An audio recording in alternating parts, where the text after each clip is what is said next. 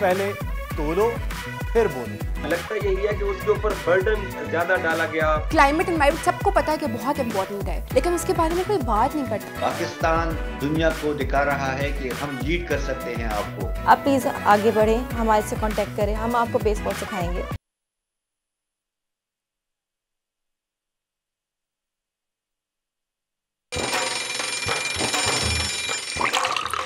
आजकल जिंदगी ही सुबह आउट ऑफ कंट्रोल है, दुनिया बोल है, दुनिया बोल। अस्सलामुअलैकुम जनाब, दुनिया बोल है में आपको खुश आमदीद कहते हैं। मैं हूं मुदस्सर इकबाल। क्या है आपका हाल और क्या है चाल? 21 दिसंबर है और आज जुमेरात का दिन है।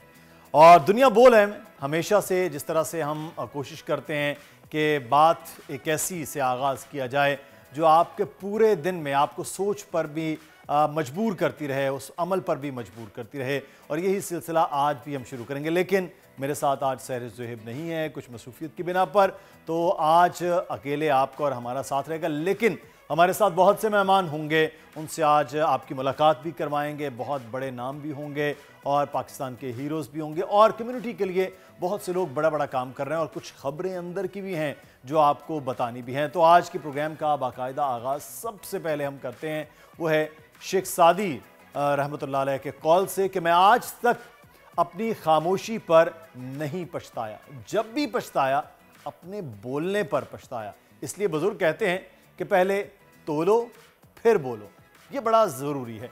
आजकल हम जब देखते हैं कि लोग गुफ्तगू करते हुए इस बात का ख्याल नहीं रखते कि जो हम गुफ्तगू कर रहे हैं ये हमारे चंद अल्फाज किसी के लिए नश्तर साबित हो सकते हैं, किसी के दिल पर ये वार कर सकते हैं, किसी की सोच को ये ज़ख्मी कर सकते हैं। लेकिन हमारा ये बिल्कुल सोच का अमल, सोच का धारा इस जानिब नहीं जाता। जो मुंह में आता है वो बोल देते हैं। और पहले तोलिए फिर बोलिए का कॉल जो बुज़ुर्ग कहते थे वो इसी वजह से थी कि चीज़ें आसान सहल हो जाएं और आपसी ताल्लुक़ वो ख़राब ना हो। और अब हम प्रोग्राम में बड़ी ख़बर की जानिब बढ़ेंगे कि आज की बड़ी ख़बर क्या है। वक्त कम, मुकाबला सख्त। इंतखाबी उम्मीदवारों के कागजात नामजदगी जमा कराने की तारीख में एक दिन बाकी। नवाज शरीफ, आसिफ जरदारी, बिलावल भुट्टो, शहबाज शरीफ और मरियम नवाज ने कागजात नामजदगी हासिल कर लिए। कौन, कहां और कितने हलकों से इलेक्शन लड़ेगा, आज प्रोग्राम में बात करेंगे। स्टॉक एक्सचेंज को नजर लग गई। 100 इंडेक्स 2700 पॉइंट्स नीचे गिर गया। 3 खरब 62 अरब रुपए का नुकसान। सरमायाकार सर पकड़ कर बैठ गए। मार्केट में अचानक मंदी की वजूहात क्या हैं, आज जानने की कोशिश करेंगे। मुआशरे में मुस्बत तब्दीली का मिशन, 3 नौजवान सरगर्म। बड़ी तब्दीली का छोटा सा आगाज। आईकैन चलाने वाले रिदा, अब्दुल्ला और अस्मा से मुलाकात होगी। और एक खेल दो एजाज। कौमी बेसबॉल टीम एशियन चैंपियनशिप में उम्दा परफॉर्मेंस के बाद आलमी रैंकिंग में 38वें नंबर पर। और शेरबानो पाकिस्तान की पहली बेसबॉल सर्टिफाइड कोच मुकर्रर, आज दुनिया बोल है कि मेहमान हैं। तो ये जनाब कुछ बड़ी खबरें हैं, और इन बड़ी खबरों पर आज हम मेहमानों के साथ गुफ्तगू भी करेंगे, कुछ तबसरा भी होगा। और लेकिन साथ साथ इस वक्त जो सोशल मीडिया है जिस पर सबको फोकस होता है, सुबह देखें शाम देखें, हर वक्त सोशल मीडिया की कहीं ना कहीं ट्रेंडिंग्स पर ज़रूर बात हो रही होती है। तो आज हम जो ट्रेंड इस वक्त है उस पर बात करेंगे, वो है स्टॉक मार्केट। इस पर तकरीबन 27,000 से ज़ायद चीज़ें शेयर हो चुकी हैं, गुफ्तगू शेयर हो चुकी है, लोगों की राय है। सोशल मीडिया एक्स पर स्टॉक मार्केट क्रैश ट्रेंड कर रहा है। कई हफ्तों से पाकिस्तान स्टॉक मार्केट में शदीद तेज़ी देखने में आ रही थी, लेकिन अचानक मंदी के बाद मार्केट क्रैश कर गई और गुज़श्ता रोज़ कुछ देर के लिए कारोबार भी रोकना पड़ गया। मार्केट क्रैश होने के बायस KSE 100 इंडेक्स में 2700 पॉइंट्स की कमी हुई और मार्केट 63,000 पॉइंट्स की हद भी बरकरार नहीं रख सकी है। स्टॉक मार्केट में शदीद मंदी की वजह ताहाल सामने नहीं आ सकी, लेकिन इस दौरान सरमायाकारों को 3 खरब 62 अरब रुपए का नुकसान हुआ। टॉप 10 में 27,000 से ज़ायद सार्फिन इस वक्त भी जो है वो अपनी राय का इजहार कर चुके हैं। तो ये एक बड़ा फिनोमेना था जिसमें तकरीबन 2 माह से लोग बड़े खुश थे कि स्टॉक एक्सचेंज बड़ी बेहतर जा रही है, लोग सरमाया भी लगा रहे थे, नए सरमायाकारों को अट्रैक्ट किया जा रहा था कि आप आएँ। लेकिन उस वक्त भी बार बार ये बात हो रही थी कि ये कोई बबल तो नहीं है, जो सेंटिमेंट मार्केट के नज़र आ रहे हैं, क्या ये वाकई इस तरह के पॉजिटिव हैं कि ये बड़ी मजबूत चल रही हो मार्केट, या आगे चल के कोई ऐसा बबल हो जिसके बाद नुकसान हो सकता है। अगले ट्रेंड की जानिब बढ़ेंगे और अब बात करेंगे बाबर आजम। ये ट्रेंड कर रहा है एक्स पर। मायनाज बल्लेबाज बाबर आजम भी ट्रेंड में शामिल हैं। आईसीसी वनडे रैंकिंग में साबिक कप्तान बाबर आजम ने भारतीय बैटर शुभमन गिल से पहली पोजीशन छीन ली है। नई आईसीसी की रैंकिंग के मुताबिक वनडे के बैटर्स रैंकिंग में बाबर आजम 824 पॉइंट्स के हमरा एक मरतबा फिर पहली पोजीशन पर बराजमान है, जबकि भारतीय ओपनर शुभमन गिल 810 पॉइंट्स के साथ दूसरे नंबर पर आ गए। ट्रेंड में सारफीन बॉबी बॉय से प्यार का इजहार भी कर रहे हैं, जबकि टॉप ट्रेंड में अब तक हज़ारों सारफीन अपनी राय का इजहार कर चुके हैं। ये बड़ा मज़े का कल हुआ है कि जैसे रैंकिंग चेंज हुई, बाबर आजम ने कोई मैच नहीं खेला है अपना वनडे आफ्टर वर्ल्ड कप, लेकिन वो फिर नंबर 1 हो गए। तो ये रैंकिंग का भी जो खेल है ये बड़ा अजीब व गरीब है। वो 824 पर थे, 824 पर मौजूद, लेकिन शुभमन गिल 836 से वो वापस आए हैं और 810 पर आकर उनका दूसरा नंबर हो गया है। तो ये जो रैंकिंग है ये भी, इसको भी समझना कि बगैर खेले भी आप जीत सकते हैं, आप नंबर 1 बन सकते हैं। ये आईसीसी के पास ही कोई ऐसा फॉर्मूला है, या आप अपनी कारकर्दगी की बिना पर या दूसरे की कारकर्दगी की बिना पर सूरत हाल आपके लिए ख़राब हो सकती है। तो अब कारकर्दगी की बात करेंगे तो इलेक्शन आ रहा है, और इलेक्शन के हवाले से अब ख़बर यह है कि इंतखाबी शेड्यूल जारी करने के बाद मुल्क की सियासत में हलचल पैदा हो गई है। सियासी जमातें 8 फरवरी को होने वाले आम इंतखाबात के लिए कमर कस चुकी हैं। कहीं कोई जमात अपने पार्टी उम्मीदवारों के इंटरव्यू और नामजदगियों की जांच पड़ताल के अमल से गुजर रही है, तो कोई अपने उम्मीदवारों की फहरिस्त तरतीब देने में मसरूफ़ है। लेकिन इन तमाम कामों को हतमी शक्ल देने के लिए अब इनके पास कुछ घंटे बाकी हैं, यानी कि आज का दिन है, क्योंकि कल कागजात नामजदगी जमा कराने का आखिरी रोज़ है, जिसके बाद 24 से 30 दिसंबर तक इनकी जांच पड़ताल की जाएगी और अपीलें सुनने के लिए 10 जनवरी तक का वक्त होगा। नवाज शरीफ, पाकिस्तान मुस्लिम यूनियन के कायद, आसिफ जरदारी, पाकिस्तान पीपल्स पार्टी के शरीक chairman, Bilawal Bhutto chairman PPP, Shahbaz Sharif साबिक वज़ीर आज़म और मरियम नवाज ने कागजात नामजदगी हासिल कर लिए हैं। इस वक्त हम इलेक्शन के मामलात के हवाले से और इलेक्शन के फ्री एंड फेयर होने का जो हमेशा से एक मुतालिबा भी रहा है, और इलेक्शन के बाद जिस किस्म के एतराज़ात होते हैं और उस पर भी पहले से बातें कुछ शुरू कर दी जाती हैं, इस पर हम बात करेंगे। मुसरत कदीम साहिबा हमारे साथ मौजूद हैं, चेयरपर्सन है फाफन। बहुत शुक्रिया मुसरत साहिबा आपके वक्त का। सबसे पहले तो ये अब जो कयास सराइयाँ हो रही हैं कि इलेक्शन होंगे, डिले हो सकते हैं, जब इलेक्शन शेड्यूल अनाउंस हो जाए उसके बाद तो ऐसा खुदा न खास्ता कोई ऐसा मामला ना हो तो इलेक्शन तो फिर इसका मतलब है अब फाइनल हैं, वो जो कयास सराइयाँ करने वाले हैं उनकी तो बात अब ख़त्म हो चुकी है। जी बिल्कुल, अस्सलाम वालेकुम, बहुत शुक्रिया आपका। इसके हवाले से मैं यही कह सकती हूँ कि जब कैजुअल शेड्यूल अनाउंस हो जाता है और अल्हम्दुलिल्लाह मेरा ख्याल है पेपर्स भी सबमिट हो जाएंगे, उसकी भी एक लिस्ट जो है ऑलरेडी पार्टीज जो हैं वो ले रहे हैं, तो हमें तो नज़र आता है कि इंशाल्लाह इलेक्शंस होंगे, वक्त पर होंगे। वो जैसे आपने कहा अनटिल एंड अनलेस कोई इस तरह का वाक़या ना हो जाए जो कि बिल्कुल ये ऐसा कोई वाक़या ना हो जाए, तो वरना तो अदरवाइज़ अब जो सिचुएशन है वो इलेक्शन का होना वो ज़रूरी है। लेकिन इस बार इलेक्शन में जो इख्तियारात हैं इलेक्शन कमीशन के, वो कहा जा रहा है कि पहले से ज़्यादा हैं। फिर यहाँ अब जो आरओज़ और डीआरओज़ का मामला है वो भी कदरे मुख्तलिफ हुआ है। तो मुसरत कदीम साहबा, ये जो आरओज़ और डीआरओज़ पर एतराज़ात थे और उसके बाद ये कोई ऐसी नई चीज़ तो नहीं है कि इलेक्शन कमीशन के पास इख्तियार नहीं था, या वो आउट ऑफ द वे जाकर उन्होंने ब्यूरोक्रेसी में से आरओज़ और डीआरओज़ लगाए हैं, ये कोई अनयूजुअल था?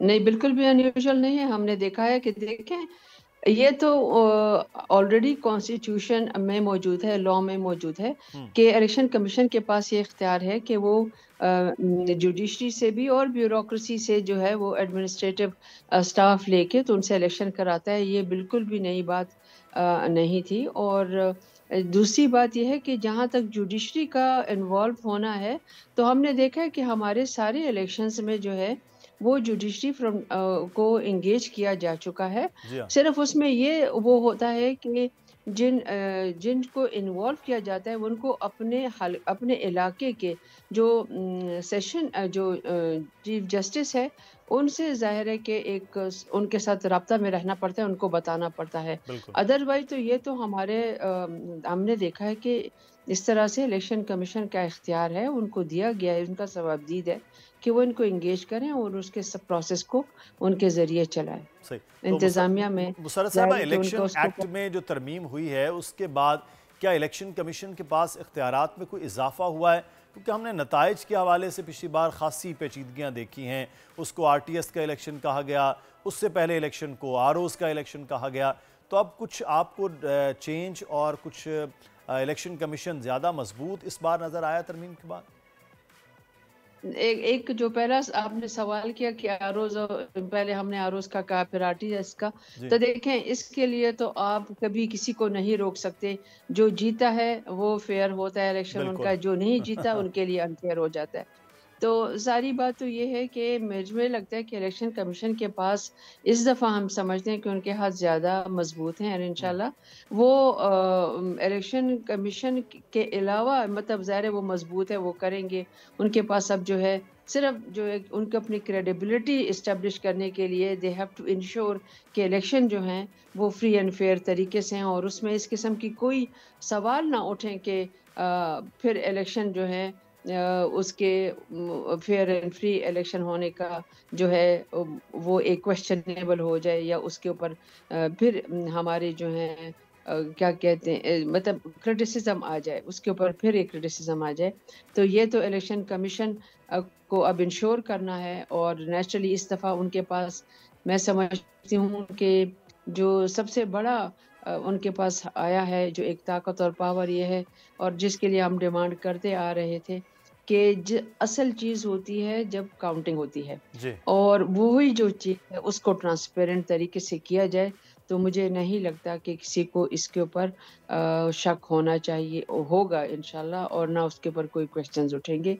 अब सारा मामला जो है वो इलेक्शन कमीशन के हाथ में है कि वो किस तरह अपनी क्रेडिबिलिटी को इंश्योर कराए।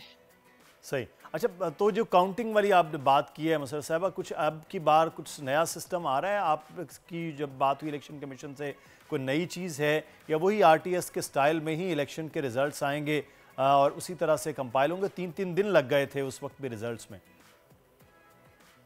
इस दफ़ा तो बहुत मतलब नेचुरली तरीका तो वही है, लेकिन सिर्फ ये है कि उसको ट्रांसपेरेंट बनाने के लिए हर फॉर्म जो है वो उनके पास जो आते हैं, जो फॉर्म्स आते हैं, एक तो ये कि उसको ट्रांसपेरेंट तरीके से हैंडल किया जाए। काउंटिंग में जो ये कह देते हैं लोगों को निकाल देते हैं, मेरा ख्याल है उसमें ट्रांसपेरेंसी जो है इलेक्शन कमीशन ने बताया है कि they are going to make sure के इसको काउंटिंग का जो प्रोसेस है वो बहुत ही ट्रांसपेरेंट तरीके से हैंडल किया जाए। तो मेरा ख्याल है ये काफ़ी है जब इलेक्शन कमीशन कहे कि हमने हर प्रोसेस हर स्टेप को ट्रांसपेरेंट बनाना है, तो हमें अपने इदारों पे यकीन होना चाहिए। बिल्कुल, ये बड़ा ज़रूरी है। बहुत शुक्रिया मसरत कदीम साहिबा, चेयरपर्सन फाफन हमारी मौजूद थी। और देखना ये है कि अब इस इलेक्शन के जब नताइज आएंगे, कबूल होगा नहीं होगा, कौन इलेक्शन जीतेगा, कौन इलेक्शन से बाहर हो जाएगा। लेकिन खेल के मैदान से खबर अच्छी नहीं है कि पाकिस्तान के fast bowler Khurram Shahzad Australia के खिलाफ टेस्ट सीरीज से बाहर हो गए हैं। खुर्रम शहजाद पसली में फ्रैक्चर के बायस फिटनेस मसाइल से दो चार हुए। फास्ट बॉलर ने पहले टेस्ट के दौरान बाएं पसली में तकलीफ की शिकायत की थी। पीसीबी स्पेशलिस्ट से कंसल्ट करने के बाद आइंदा का प्लान तय करेगा। स्पेशलिस्ट के मशवरे से खुर्रम शहजाद का रिहैब शुरू किया जाएगा। तो ये सिचुएशन हुई है। अगला टेस्ट होने वाला है मेलबर्न में, पाकिस्तान उस पर तैयारी कर रहा था। खुर्रम शहजाद ने 5 विकेटें भी हासिल की पहले टेस्ट में और बड़ी अच्छी बॉलिंग की थी। एजाज वसीम बाकरी हमारे स्पोर्ट्स रिपोर्टर इस वक्त मेलबर्न से हमारे साथ मौजूद हैं। एजाज, बहुत शुक्रिया आपके वक्त का। खुर्रम शहजाद को क्या हुआ? अचानक वो अच्छी बॉल कर रहे थे लेकिन और उसके बाद वो खेलते हुए यहाँ से गए हैं, ये नहीं कि वो घर से उठे हैं, क्या वजह क्या हुई है? अब बिल्कुल मुदस्सिर, आप दुरुस्त कह रहे हैं कि हम उसको T20 का प्लेयर भी नहीं कह सकते, ना ही कोई ऐसा प्लेयर कह सकते हैं कि जिसको अचानक से आपने इंटरनेशनल क्रिकेट खिला दी है। वो पाकिस्तान के डोमेस्टिक क्रिकेट खेल के ही पाकिस्तान टीम में जगह बनाने में कामयाब हुए थे। जो हमें इत्तलात मिली है, क्योंकि मैं मेलबर्न में मौजूद हूँ, पर्थ टेस्ट भी हमने खुर्रम शहजाद की बॉलिंग देखी है। लगता यही है कि उसके ऊपर बर्डन ज्यादा डाला गया कप्तान की तरफ से और टीम मैनेजमेंट की तरफ से टेस्ट मैच को बचाने के लिए, क्योंकि ऑस्ट्रेलिया को दूसरी इनिंग्स में पाकिस्तान ने आउट करना था। पहली इनिंग्स में कोई मसला नहीं हुआ, खुर्रम को उसने डेब्यू किया। जब दूसरी इनिंग्स में ऑस्ट्रेलिया ने फॉलो ऑन के बाद खुद बैटिंग की, तो उसके बाद एक राइट एरिया में गेंद करवाने के लिए मुसलसल एक बॉलर को जब आप बर्डन उसके ऊपर डालते हैं, तो फिर साइड स्ट्रेन की इंजरी के चांसेस बढ़ जाते हैं, और वो उसकी साइड स्ट्रेन इंजरी हुई है। अब इसमें खुर्रम का कसूर मुझे कम दिखाई दे रहा है, क्योंकि उसका पहला टेस्ट मैच था। वो PSL जरूर खेलता है, क़ायद-ए-आज़म ट्रॉफी जरूर खेलता है, लेकिन इंटरनेशनल लेवल की ऑस्ट्रेलिया, वो भी पर्थ में जाके, जहां तेज विंड आपके सामने होती है, आपने बॉलिंग करवानी होती है, और फिर टेस्ट मैच हाथ से भी निकलता जा रहा था। तो ऐसे में उसने शायद अपने ऊपर ज्यादा बॉलिंग का बोझ लिया और ज्यादा ओवर्स डाले, जिसकी वजह से उसको दाएं स्ट्रेन की इंजरी हुई है। इजाज, ये बड़ा अजीब बात है कि एक बॉलर के ऊपर ज्यादा आप बर्डन डाल रहे हैं, वो भी नया एक बॉलर है जिसको आपने लेकर चलना है, और पूरी आगे सीरीज है, बाकी 2 टेस्ट मैचेस हैं वो खेलने। तो ये किस किस्म की प्लानिंग टीम मैनेजमेंट की या कप्तान का प्रेशर के आप इस तरह से उससे बॉल करवाएं, एक ख़ास एरिया में बॉलिंग करवाते रहें, तो ऑब्वियसली आपका कोई ना कोई मसल जो है वो हिट होता है। तो इस किस्म की प्लानिंग क्यों की गई और इतनी एक्सपेक्टेशन क्यों रखी गई? देखिए, आपने बिल्कुल सही पॉइंट रेज किया है। इसके पीछे लगता ये है कि शाहीन को मदद नहीं मिल रही थी। आमिर जमाल एक एंड से बॉलिंग करवा रहे थे, तो फिर दूसरा एंड संभालना तो था किसी ने। तो ऐसे में फिर पाकिस्तान के पास फहीम अशरफ थे और सलमान आगा थे, और ऑस्ट्रेलिया के बड़े लेजेंडरी बल्लेबाज हैं मौकवा। उन्होंने कमेंट्री बॉक्स में लाइव मैच के दौरान कह दिया था कि फहीम अशरफ और आगा सलमान टेस्ट मेयार की बॉलिंग नहीं कर रहे हैं, और वो नजर भी आ रहा था ग्राउंड में, स्टैट से भी, परफॉर्मेंस से भी, फिर ऑस्ट्रेलियन बल्लेबाजों के सामने मज़हमत से भी। तो ऐसे में कप्तान के पास वो चॉइस नहीं थी कि उन्होंने खुर्रम के ऊपर रिलाई किया। और देखें, एक एंड से 5-5 ओवर का स्पेल करवाना, 6-6 ओवर का स्पेल करवाना, गो के जब आप मुकम्मल फिट होते हैं, आपका कोई इशू नहीं होता, तो कोई मसला नहीं होता है 4 से 5 ओवर के स्पेल का। लेकिन क्योंकि शाहीन को मदद नहीं मिल रही थी, और खुर्रम को एडवांटेज ये था कि वो बड़े अच्छे राइट एरिया में बॉलिंग कर रहा था, और जिससे उसको डेविड वार्नर की विकेट मिली और उसको विकेटें मिली हैं। तो जब विकेटें मिल रही होती हैं किसी भी बॉलर को, तो ये एडवांटेज होता है कि कप्तान उसी के ऊपर रिलाई करता है। सही। अच्छा, लेकिन अब सिचुएशन जो है वो क्या होगी, किसको अब टीम में लाया जाएगा? क्योंकि पाकिस्तान की बॉलिंग तो पहले मैच में नज़र आ गई है, सिवाय खुर्रम के जो है दूसरी इनिंग में वो आमिर जमाल के विकेटों के अलावा तो कुछ नज़र ही नहीं आया पूरी बॉलिंग में। देखिए, आज हमने MCG के नेट्स के अंदर देखा है कि left arm fast bowler Mir Hamza ने काफी तवील स्पेल किया बॉलिंग का, और हसन अली ने भी काफी देर तक बॉलिंग की, और बाद में हसन पैड करके बैटिंग भी करने आए, और बाबर आजम उनको स्पिन बॉलिंग से प्रैक्टिस भी कराते रहे हैं। तो हमारे जराये ये कहते हैं कि एक्सपीरियंस बॉलर हसन अली के साथ पाकिस्तान मैदान खुर्रम शहजाद की रिप्लेसमेंट के तौर पे, और अगर फहीम अशरफ ऑलराउंडर को ड्रॉ करते हैं तो फिर एक स्पिनर पाकिस्तान खिलाएगा। 2 तब्दीलियां टीम में हो सकती हैं। सही, ठीक है, बहुत शुक्रिया, आप हमारे साथ मौजूद थे। बन से एजाज वसीम बाखरी अगले टेस्ट के लिए बहरहाल पाकिस्तान का अब एक टीम ड्रॉप हो गया है। आगे बढ़ेंगे और अब कुछ बात कर लेते हैं। चंद दिन पहले हमने गुंजल फिल्म की कास्ट के साथ, प्रोड्यूसर डायरेक्टर के साथ आपको एक बात बताई थी, लेकिन अब फिल्म बीनों को किस तरह से ये मुतासर कर रही है, किस तरह से कामयाब नज़र आ रही है, ये हम बात करेंगे। इस वक्त फिल्म के मरकज़ी किरदार अहमद अली अकबर और रेशम से बोल न्यूज़ के नुमाइंदे मुइन ज़ुबैर ने फिल्म पर गुफ्तगू की है। आइए आपको दिखाते हैं।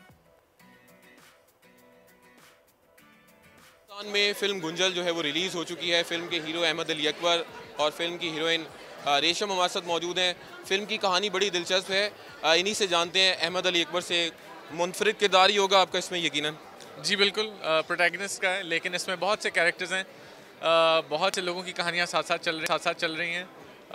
बट आप देखें, हाँ, 1-2 लोगों की नज़र से है, उनमें से एक शहबाज भट्टी का कैरेक्टर है जो मैं प्ले कर रहा हूँ। आपको लोगों ने कमज़ोर किरदार में भी देखा और फिर पावरफुल किरदार में भी देखा, इस फिल्म में क्या किरदार है आपका? पावर इस चीज़ से नहीं आती, पावर इंसान को कहीं से भी मिल सकती है, पैसे से पावर नहीं होती। हमने आपके ड्रामे से ये सबक सीखा था। रेशम जी, आप बताएं, मैंने जितना ट्रेलर में देखा है, आप एक जर्नलिस्ट बनी है, तो क्या आपने सिखाया सहाफ़ियों को इस किरदार के ज़रिए? पावरफुल औरत मैं हूँ, अच्छा, जो कि हक और सच की बात पहुँचाना, लोगों तक ये बात पहुँचाना हक और सच की, इस कैरेक्टर का मकसद है और ये काफ़ी हद तक कामयाब होती है। तो बड़ी मुद्दत के बाद, क्योंकि मैं वो किरदार करती हूँ जो किरदार मुझे बुलावा देते हैं, क्योंकि आप तभी कोई किरदार करते हैं जब वो कोई किरदार आप पे हावी हो जाए, फिर आप अपनी ज़ात की नफ़ी करके उसे ओढ़ के उसे पहन के करते हैं। तो बड़ी मुद्दत से मुझे किसी किरदार का इंतज़ार था और वो मुझे फ़िल्म गुंजल में मिला, क्योंकि वो खालिदा रियासत और रूही बानो वाले दौर चले गए जब किरदार लिखे जाते थे। तो बदकिस्मती से किरदार बहुत कम लिखे जाते हैं और जब फिर हमें मिलते हैं तो हमारी पूरी कोशिश होती है कि हम इसको बहुत खूबसूरती से इसको ओढ़ के पहन के करें, इसको निभाएं। तो मैं किस हद तक कामयाब हुई हूँ तो ये ऑडियंस ही बताएगी इंशाल्लाह। जो बच्चे के जदोजहद पर आपने ये फिल्म बनाई है, चाइल्ड लेबर के हवाले से लोगों को ये पैगाम मिल गया होगा, क्योंकि बैक टू बैक हमने देखा है कि पाकिस्तान में केसेस आ रहे हैं चाइल्ड लेबर के। तो आपकी इस फिल्म के ज़रिए देखने वालों को एक सॉलिड मैसेज मिल जाएगा कि चाइल्ड लेबर के ख़िलाफ़ आपने आवाज़ बुलंद करनी है, बच्चों को काम पे नहीं डालना बल्कि उनको कोई हुनर, कोई पढ़ाई की तरफ लेकर जाएँ ताकि वो एक अच्छे सिटीज़न बन सकें। देखें, ये पैगाम उनको मिल चुका है इस फिल्म के ज़रिए, क्योंकि इस फिल्म पे बहुत, इस कंटेंट पे बड़ी इस पे काम किया गया। और मैं आपको ये बताना चाहती हूँ कि बदकिस्मती से फिर वही बात कहूँगी कि पाकिस्तान में बच्चों के साथ बहुत ज़्यादतियाँ की जाती हैं और यकीन करें दिल दहल जाता है, दिल खून के आंसू होता है जब किसी बच्ची को या किसी बच्चे को किसी के घर में काम करते हैं और फिर उसके बाद वो बच्चों को जो मालिकान हैं किस तरह से तशद्दुद करते हैं, मारते हैं। तो ये चाइल्ड लेबर की बात जहाँ इस फिल्म में की गई है, तो इस फिल्म में वो तमाम लवाजमात हैं जो एक फ़िल्म देखने वाले को चाहिए, क्योंकि इस फिल्म में ये सबसे बड़ा मैसेज यही है कि बच्चों से हमें काम नहीं लेना चाहिए, उनके साथ ज़्यादती नहीं करनी चाहिए, उनके साथ जुल्म नहीं करना चाहिए, उनके साथ हमें तशद्दुद नहीं करना चाहिए। चलिए, थैंक यू सो मच। और अदाकारा रेशम हमारे साथ मौजूद थी, अहमद अली अकबर भी हमारे साथ मौजूद थे और ये फ़िल्म पाकिस्तान में रिलीज़ हो चुकी है और ये रिलीज़ से कबल ही दुनिया भर में कई बहुत शुक्रिया मोइन जुबैर आगाह कर रहे थे गुंजल से मुताल्लिक, गुंजल की गास्ट से मुताल्लिक। हमें यहाँ पर एक ब्रेक लेना है, ब्रेक के बाद वापस आएंगे, फिर कुछ मज़ीद मेहमान हमारे साथ होंगे और कुछ मज़ीद गुफ्तगू करेंगे। आजकल ज़िंदगी ही सुबह आउट ऑफ कंट्रोल है, दुनिया बोल है, दुनिया बोल है। वेलकम बैक जी, दुनिया बोल है में आपको फिर से खुशामदीद कहते हैं। आजकल सोशल मीडिया का दौर है, यही हर ज़बान पर बात होती है कि सोशल मीडिया का दौर है। सोशल मीडिया में बहुत से लोग बहुत कुछ कर रहे हैं, लेकिन सोशल मीडिया एक ऐसी इंडस्ट्री है, लोग लाखों कमा भी रहे हैं, लेकिन कुछ लोग ऐसे हैं जो इस अपने प्रोफेशन के साथ साथ कुछ बेहतर करने में भी मसरूफ़ नज़र आते हैं। आज हमारे साथ भी स्टूडियो में कुछ ऐसे ही लोग मौजूद हैं। आई कैन की टीम मेंबर्स हैं, जो कि यूट्यूब प्लेटफॉर्म है, सोशल मीडिया का प्लेटफॉर्म है। इनका मकसद माशरे में मुस्बत तब्दीली के फ़रोग के लिए काम करना है, जिनके लिए ये मुख्तलिफ़ मसरूआत पर वीडियोज़ भी बनाते हैं, मौज़ूआत पर ये वीडियोज़ बना रहे होते हैं सारफीन की खदमात के लिए। लेकिन एक चीज़ मैं आपको क्लियर करूँ कि सोशल मीडिया पर इस तरह का मवाद, इस तरह से चीज़ें होना बहुत कम है। और दूसरी चीज़ जो हमें नज़र आती है कि कोई ऐसी चीज़ वायरल हो रही है जो गैर अखलाकी भी शायद है। अखलाक का वैसे तो आपका अपना अपना मयार है, लेकिन अगर उसको पैरामीटर्स जो एक माशरे के हैं उस पर रखा जाए, वो कानूनी तौर पर रखा जाए, तो वो शायद उतने बेहतर नहीं हैं, लेकिन उनको बड़ा हिट मिल रहा है और वो लोग भी अपने काम में मगन हैं जो इस माशरे की बेहतरी के लिए काम कर रहे हैं। तो हमारे साथ भी ऐसे ही 3 लोग मौजूद हैं जो इस वक्त माशरे की बेहतरी के लिए काम कर रहे हैं। आइकन की टीम है, रिदा खान जो कि आइकन में सोशल मीडिया एक्टिविस्ट हैं, उनसे भी बात करते हैं। और इस वक्त हमारे साथ आसमा भी होंगे, अब्दुल्ला भी होंगे। Welcome to show. रिदा, आपको भी, आसमा और अब्दुल्ला, तीनों मेहमानों को बड़ा ज़बरदस्त काम कर रहे हैं। मैं कल आपका जब चैनल देख रहा था, सर्फिंग कर रहा था, तो मुझे लगा कि ये वो काम है जो शायद हमारे नाज़रीन नौजवानों को करना है, जो सोशल मीडिया का असल मकसद होना चाहिए। लेकिन वही बात है, जैसे मैंने पहले कहा कि कोई एक आध डांस करके हिट हो रहा है और जो इतना अच्छा काम कर रहे हैं कि डायरेक्शन कैसे जानी है, उस पर शायद उस तरह से वो मामला नहीं हो रहा। मैं सबसे पहले रिदा आपसे आगाज़ करूँगा, ये क्यों वो ख्याल आया कि आप इस टीम का हिस्सा हों और ये काम किया जाए, और जब ये मौज़ूआत आप कर रहे होते हैं तो क्या जहन में होता है? थैंक यू हमें इनवाइट करने के लिए।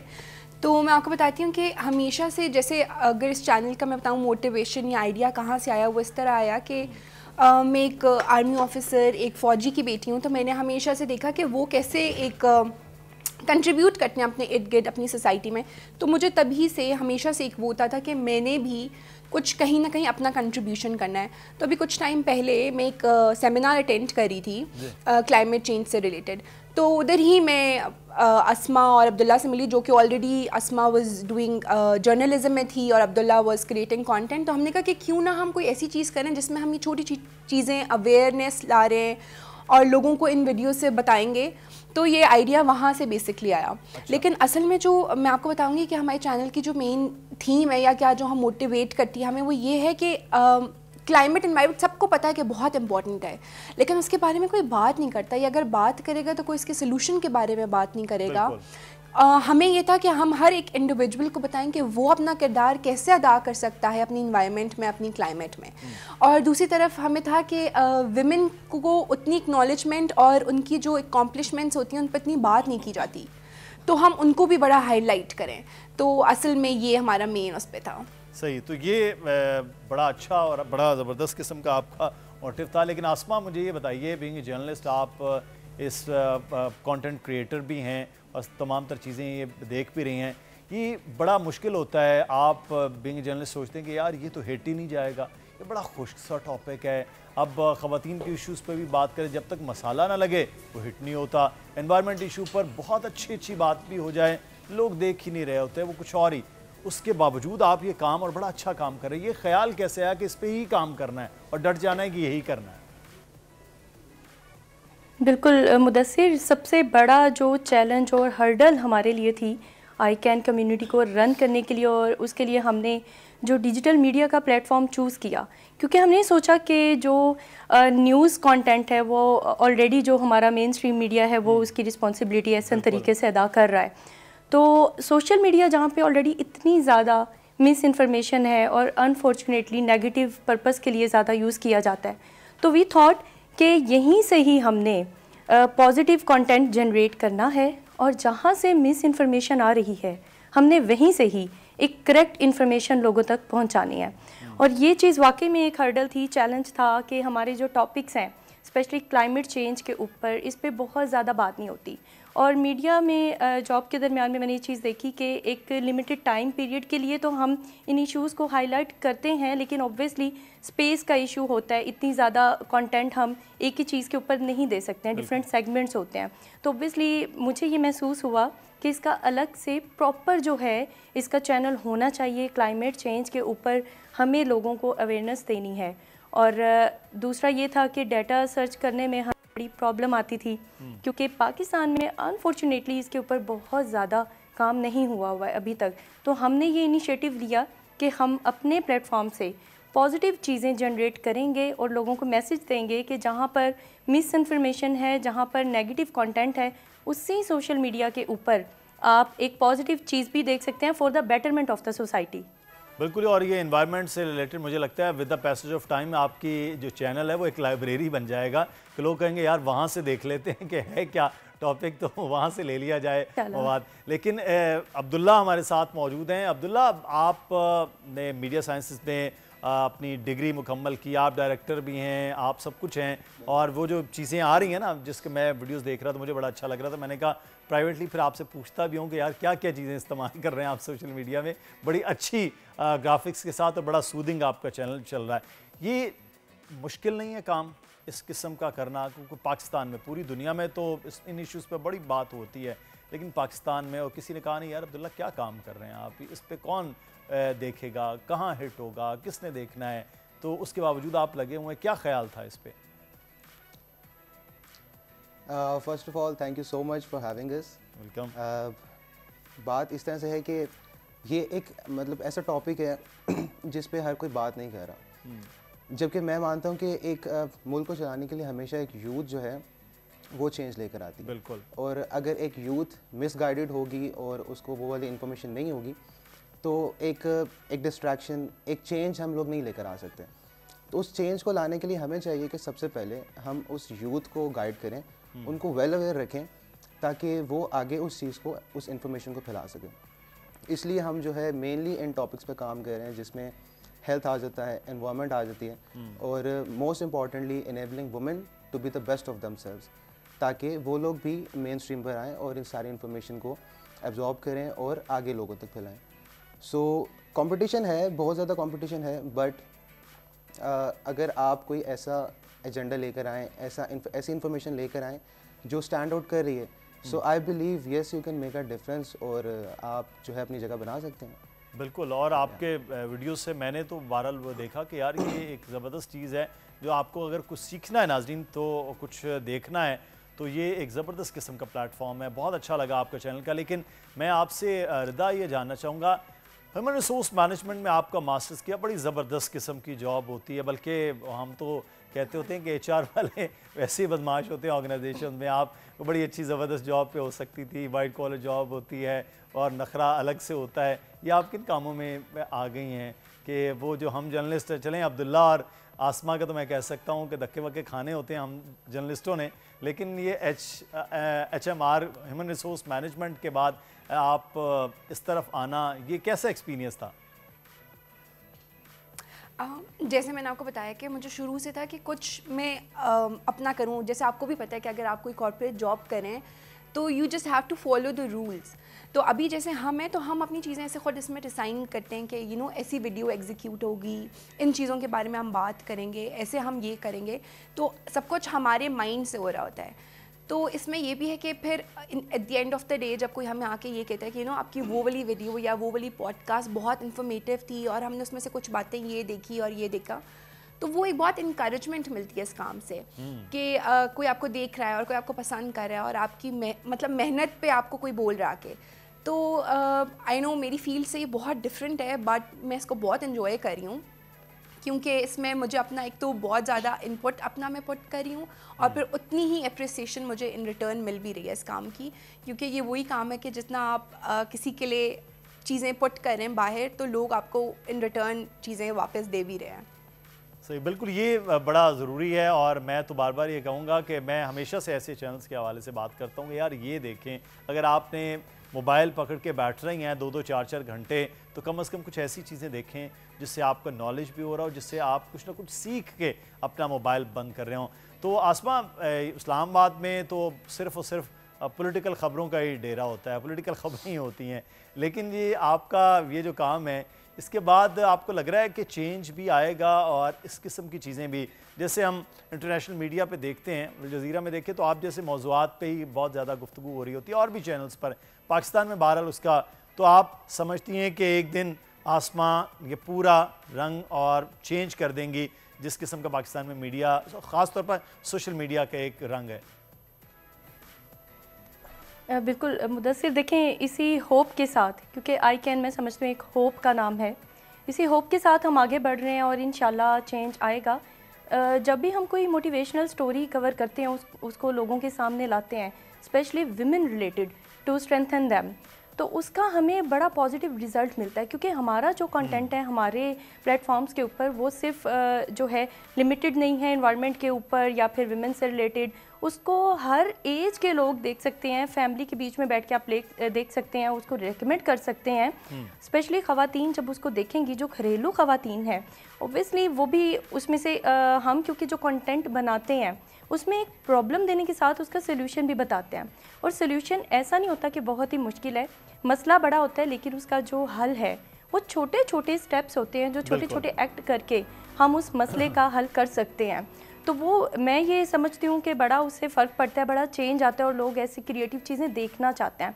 दूसरी जो बात आपने की कि इंटरनेशनल मीडिया के ऊपर तो ये चीज़ें बहुत अप्रिशिएट की जाती है, उस पर काम किया जाता है, लेकिन नेशनल लेवल पे पाकिस्तान में उस तरह काम नहीं। तो बेसिक हमारा मकसद भी यही था कि NGOs स्पेशली काम करती हैं इंटरनेशनल मीडिया पे, वो पाकिस्तान में परफॉर्म कर रही हैं, लेकिन ये जो आईकैन है ये स्पेशली ये पर्टिकुलरली पाकिस्तान बेस्ड है।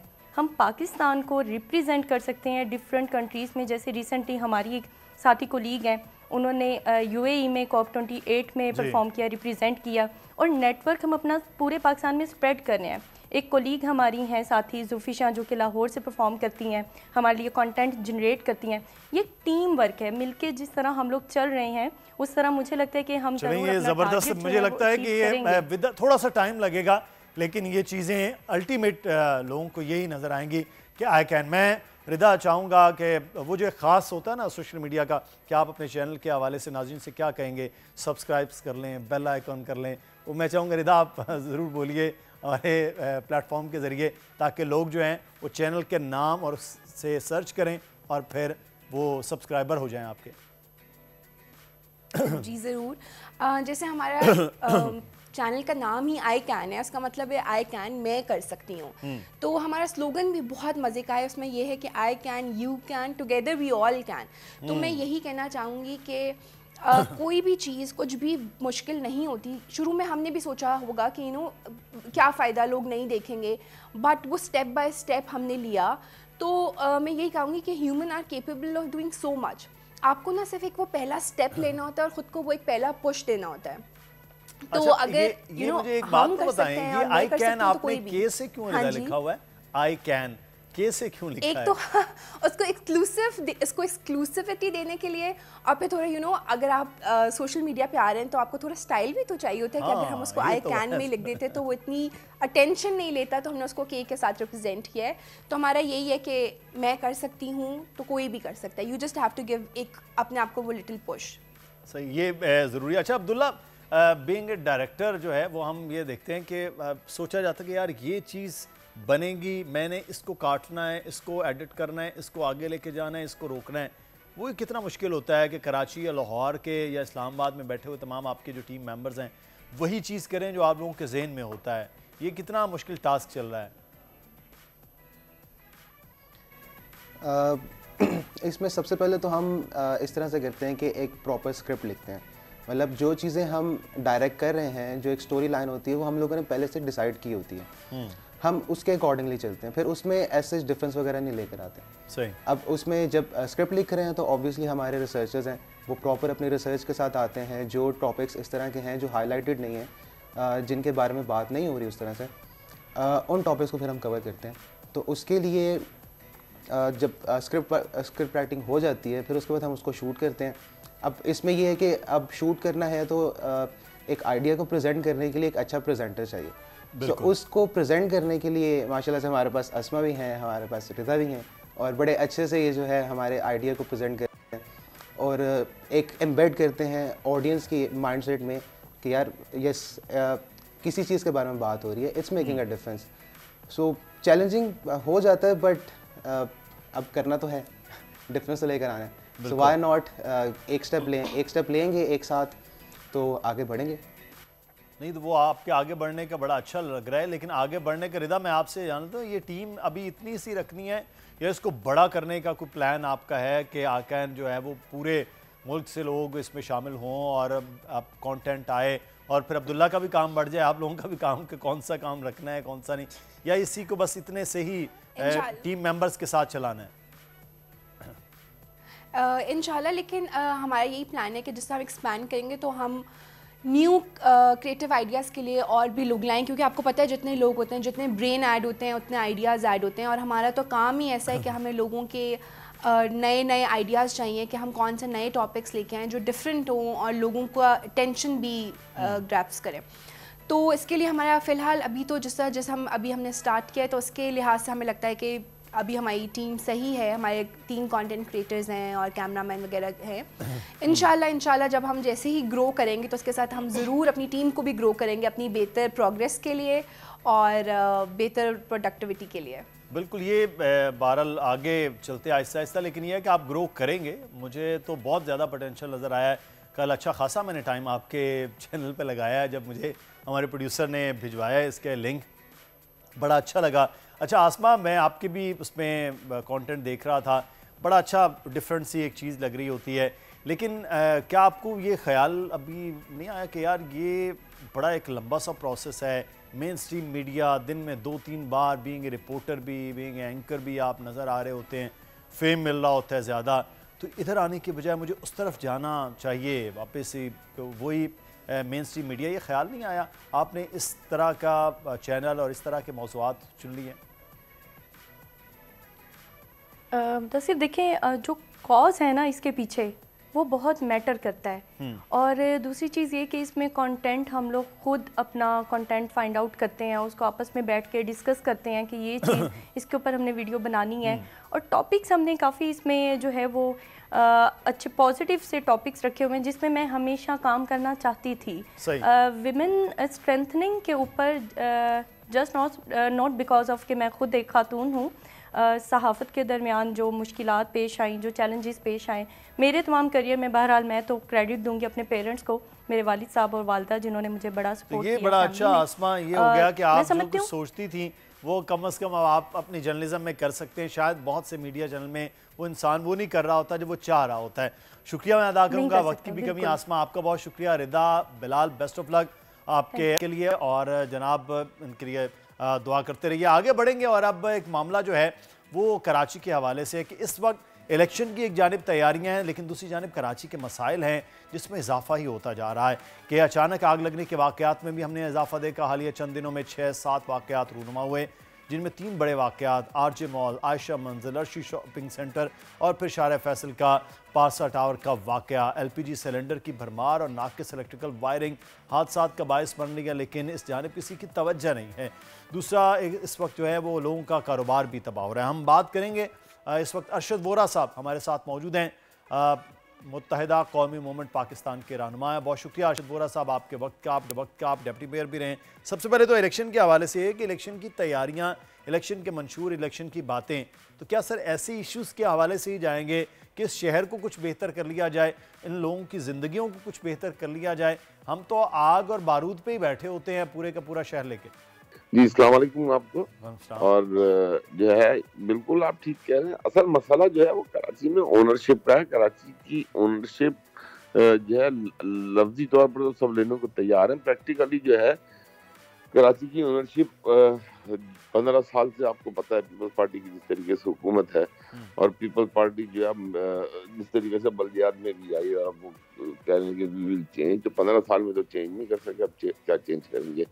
बहरहाल हम आ जाते हैं जो आपका सब्जेक्ट है। इस सब्जेक्ट पे देखिए, आरजे मॉल को आग लगे हुए 1 माह से ज्यादा हो गया, ठीक है।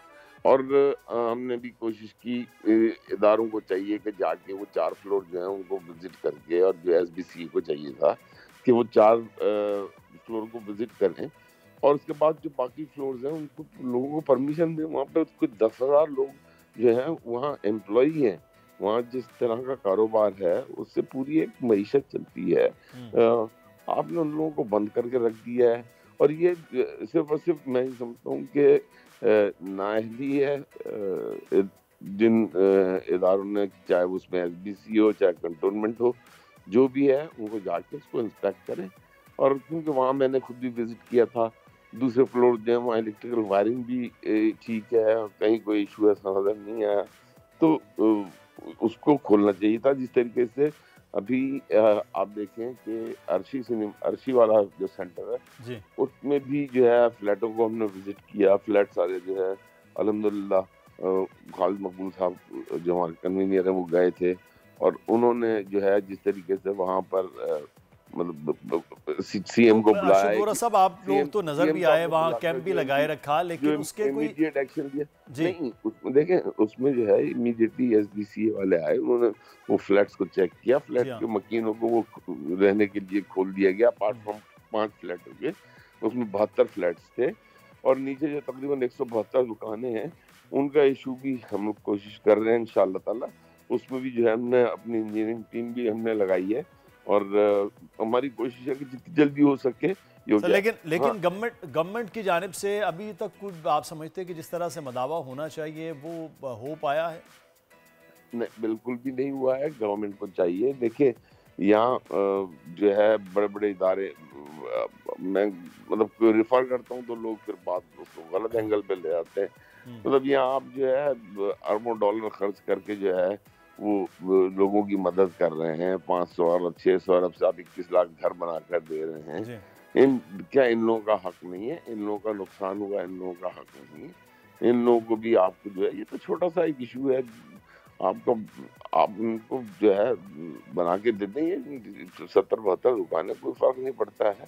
इनका नुकसान हुआ, ये छोटे कारोबारी लोग थे, ये रोज का कमाने वाले लोग थे, इनके पास कोई ऐसा नहीं है कि इनके पास कोई इनके बहुत सारे असेट्स हों, किसी की किराए की दुकान थी। बिल्कुल, तो इनकी मदद करनी चाहिए गवर्नमेंट को, चाहे वो गवर्नमेंट जो है वो शायद उनकी डायरेक्शन कहीं और चल रही है, निगरान हुकूमत कहीं जो है ना वो कुछ और ही सोच रही है।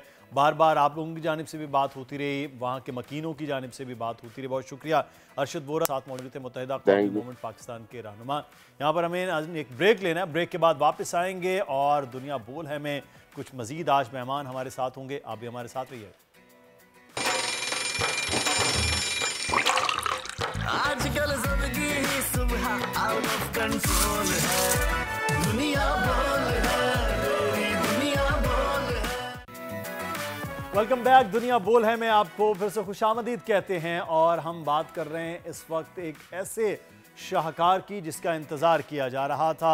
आम तरीन इत्तलात ये हैं कि पूरे मुल्क में एक साथ इनामात की बरसात होने वाली है, क्योंकि पाकिस्तान का सबसे मुनफरिद और बड़ा गेम शो ऐसे चलेगा विद दानिश तैमूर दोबारा से स्क्रीन पर नजर आ रहा है। गेम शो ऐसे चलेगा में इस बार खेलेगा पूरा पाकिस्तान एक साथ और होंगे करोड़ों के इनामात। पाकिस्तान के नंबर 1 गेम शो में शरीक होने के लिए आप हमारी वेबसाइट विजिट कर सकते हैं। गेम शो ऐसे चलेगा हफ्ते में 2 दिन, यानी कि वीकेंड पर होगा, हफ्ता और इतवार, और सैटरडे संडे की शाम 7 बजे से 9 बजे तक दानिश तैमूर हम वक्तों में करोड़ों के इनामात तकसीम करेंगे। तो तैयार रहिए और पार्टिसिपेट करने के लिए बोल की वेबसाइट पर आप राब्ता कर सकते हैं। Never stop dreaming. तो बस अब ब्रेक हुई खत्म, इस बार सब कुछ नया होगा। ना टिकटॉकर्स ना यूट्यूबर्स, सिर्फ और सिर्फ ऑडियंस, बाइक्स, गाड़ियां, सोने के सेट और लाखों के कैश इनामात, नए गेम्स और नए सेगमेंट्स के साथ। अगर खेला अपने जोर पर तो देखना लोग सेल्फी लेंगे दौड़कर। अब फिर से गेम शो ऐसे चलेगा। गेम शो ऐसे चलेगा, हफ्ता इतवार शाम 7 बजे। तो गेम शो जनाब स्टार्ट होने जा रहा है सैटरडे संडे, और पार्टिसिपेट कर सकते हैं आप, और सबसे बड़ा गेम शो, सबसे ज़्यादा इनामात जीतने का मौका हो सकता है। आगे बढ़ेंगे, एक और पाकिस्तान के लिए एजाज़ भी है, ज़बरदस्त किस्म की खबर है, और वो है पाकिस्तान में ग्लोबल हेल्थ सिक्योरिटी समिट का इनेकाद 10 और 11 जनवरी को हो रहा है, जबकि निगरान वज़ीर सेहत नदीम जान का दावा है कि ये global health security summit Pakistan के लिए एक एजाज़ होगा। उनके मुताबिक आलमी सरबराही कॉन्फ्रेंस में आलमी वबाओं से निमटने के लिए एक मरबूत हिकमत अमली तश्कील दी जाएगी, और कॉन्फ्रेंस के अख्ताम पर इस्लामाबाद डिक्लेरेशन जारी होगा। इस पर हम बात करने के लिए हमारे साथ इस वक्त मौजूद हैं निगरान वज़ीर सेहत डॉक्टर नदीम जान साहब। डॉक्टर साहब, बहुत शुक्रिया आपके वक्त का। एक ज़बरदस्त किस्म का इनिशिएटिव है कि ग्लोबल हेल्थ सिक्योरिटी समिट आप करवा रहे हैं। क्या होगा बेसिकली ये जो security summit, health security summit करवाया जा रहा है? जी, बहुत शुक्रिया बोल न्यूज़ चैनल का कि आप लोगों ने इस इम्पोर्टेंट इशू को उठाया। ये हमारे लिए फ़ख्र की बात है कि आपने खुद मालूमात हासिल की कि हम एक ग्लोबल हेल्थ सिक्योरिटी समिट करने जा रहे हैं 10-11 जनवरी को पाकिस्तान में। अच्छा, ये समिट जो है फर्स्ट टाइम दुनिया में हो रही है हेल्थ सिक्योरिटी की, किसी मुल्क ने नहीं की। हम जब आए और हमने देखा कि जो पैंडेमिक्स आ जाती है और जिसकी वजह से तबाही आ जाती है, लोगों की जानें चली जाती हैं, इकोनॉमी को नुकसान पहुंचता है, मार्केट बंद हो जाती हैं और ममालिक के दरमियान आमद और रफ्त बंद हो जाती है और पूरी एक दुनिया बदल जाती है जी। तो उसके मुकाबले में हमने देखा कि ये ग्लोबल हेल्थ सिक्योरिटी एजेंडा दुनिया के एजेंडे पे कहाँ स्टैंड करता है जी। तो अगर हम पैंडेमिक के बाद की सूरत हाल देखें तो पैंडेमिक के वक्त तो ये काफ़ी हाइप पे था और लोग उसकी अहमियत दे रहे थे, लेकिन जैसे ही पैंडेमिक ख़त्म हुई और उसका असर जाहिल हुआ तो फिर ये डोरमेंट हुआ। तो हमने कहा कि इसको हमने उजागर करना है ताकि अगर कोई भी पैंडेमिक आ जाए तो उसके लिए न सिर्फ पाकिस्तान की बल्कि पूरी दुनिया की हेल्थ सिस्टम तैयार हो ताकि कोई नुकसान ना हो। बिल्कुल, और खासतौर पर जो थर्ड वर्ल्ड कंट्रीज हैं डॉक्टर साहब, जो आपने बड़े इंपॉर्टेंट बात की है कि उसके लिए तैयारी होना बड़ा ज़रूरी है, तो पाकिस्तान में क्या वो तैयारियां हैं, पूरी दुनिया में वो तैयारियां हैं, और वो एक बड़ा इम्पॉर्टेंट टॉपिक है कि हेल्थ सिक्योरिटी जो है वो शायद उस तरह से पाकिस्तान में स्पेशली हमने माजी में देखा कि उस तरह बात नहीं होती रही है, काम उस तरह नहीं हुआ है। लेकिन ये बड़ा अच्छा इनिशिएटिव है। इसमें जो वो ममालिक हैं जिनका हेल्थ के ऊपर बड़ा काम है वो भी इस समिट में शरीक होंगे, और वो कंट्रीज़ जिनको बड़ी ज़रूरत है इन चीज़ों की, उनका भी साथ मिलकर आगे चीज़ें चली जाएंगी। तो प्लान इसमें क्या डॉक्टर साहब आपने रखा है? अच्छा, इसमें हमारे एक तो ये ममालिक जो ज़्यादा इफेक्ट होते हैं, लो एंड मिडिल इनकम कंट्रीज जो हैं, इनको हमने मुद्दऊ किया है। और साथ साथ में जो हेल्थ सेक्टर के सारे स्टेक होल्डर्स हैं, जैसे वर्ल्ड हेल्थ ऑर्गेनाइजेशन है, यूनिसेफ है, CDC अटलांटा है, बिल गेट्स फाउंडेशन है, फिर डोनर्स हैं और फिर टॉप लेवल के एक्सपर्ट्स, ताकि वो इधर आ जाएं। सबसे पहले तो हमें बताएं कि उनके सिस्टम में क्या गैप उनको नजर आता है। फिर चूंकि पूरी दुनिया होगी तो इधर हम एक प्लान बनाएंगे, एक चार्टर तय करेंगे, जिसमें ये तय होगा कि जब पैंडेमिक आ जाती है तो रिसोर्सेज, वैक्सीन और फाइनेंशियल सपोर्ट किस स्पीड से, कहां पे और किस जगह पे मुहैया होनी चाहिए। तो ये एक मैकेनिज्म भी हम तय करने जा रहे हैं कि वो एक ग्लोबल फाइनेंसिंग फैसिलिटी भी हो, जिससे गरीब और लो मिडिल इनकम कंट्रीज इस्तेफादा हासिल कर सके। क्योंकि जब कोई पेंडेमिक आ जाती है, हमने इन्फ्लुएंजा में भी देखा, हमने कोविड में भी देखा कि अमीर ममालिक के साथ उनकी ज़रूरियात से 3 गुना ज़्यादा वैक्सीन थी, लेकिन जो गरीब ममालिक थे उनकी 20% को भी वैक्सीन नहीं मिली। तो ये हम एक डिबेट और एक एडवोकेसी कैंपेन जनरेट करना चाहते हैं पाकिस्तान से, और जिसमें हमारे साथ सारे ममालिक और सारी की स्टेक होल्डर्स जो दुनिया के global health and development agenda को शेप करते हैं वो होंगे। तो इधर से जब हम एक चार्टर साइन करेंगे, इस्लामाबाद डिक्लेरेशन साइन होगी, फिर आगे के लिए प्लान हम बनाएंगे कि हमने कैसे इसको एडवोकेट करना है डोनर्स के साथ, कैसे एडवोकेट करना है ये उन ममालिक के साथ जो बहुत अमीर हैं और जिनके हेल्थ के ऊपर अपने भी और बाकी जो पसमानदा ममालिक है कंट्रीब्यूशन कम है, तो वो अपनी कंट्रीब्यूशन कैसे बढ़ाए और फिर हम किस तरह इस प्लान को मॉनिटर कर सके। तो ये एक जामे प्लान है, न सिर्फ पाकिस्तान के लिए बल्कि पूरी दुनिया के लिए। सही। और पाकिस्तान क्योंकि लीड कर रहा है। अच्छा, तो मैं ये डॉक्टर साहब ये जानना चाह रहा था, आप जब आए हैं बहुत से काम हम भी बात करते हैं, लेकिन इस समिट का स्पेशली पाकिस्तान को इन फ्यूचर क्या फ़ायदा होगा? क्या आगे जो आप बात कर रहे हैं फंड के हवाले से, पाकिस्तान में वैक्सीनेशन के हवाले से, क्या पाकिस्तान को फ़ायदा हो सकता है? जी, सबसे बड़ा फायदा तो पाकिस्तान का नाम ऊंचा हो रहा है पूरी दुनिया में।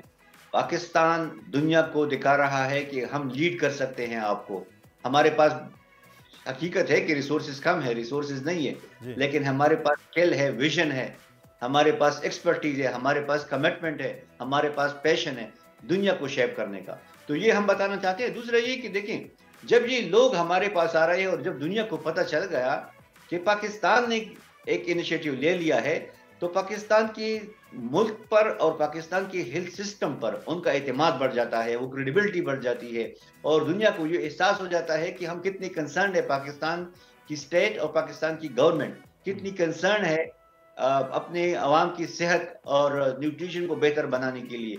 तो एक दूसरी तो ये, तीसरी बात ये है कि अभी हम डोनर्स के पीछे जाते हैं और उनको उनकी मिन्नतें करते हैं कि हमारे हेल्थ सेक्टर में हमें सपोर्ट दे दें, फिर सिस्टम उल्टा हो जाएगा।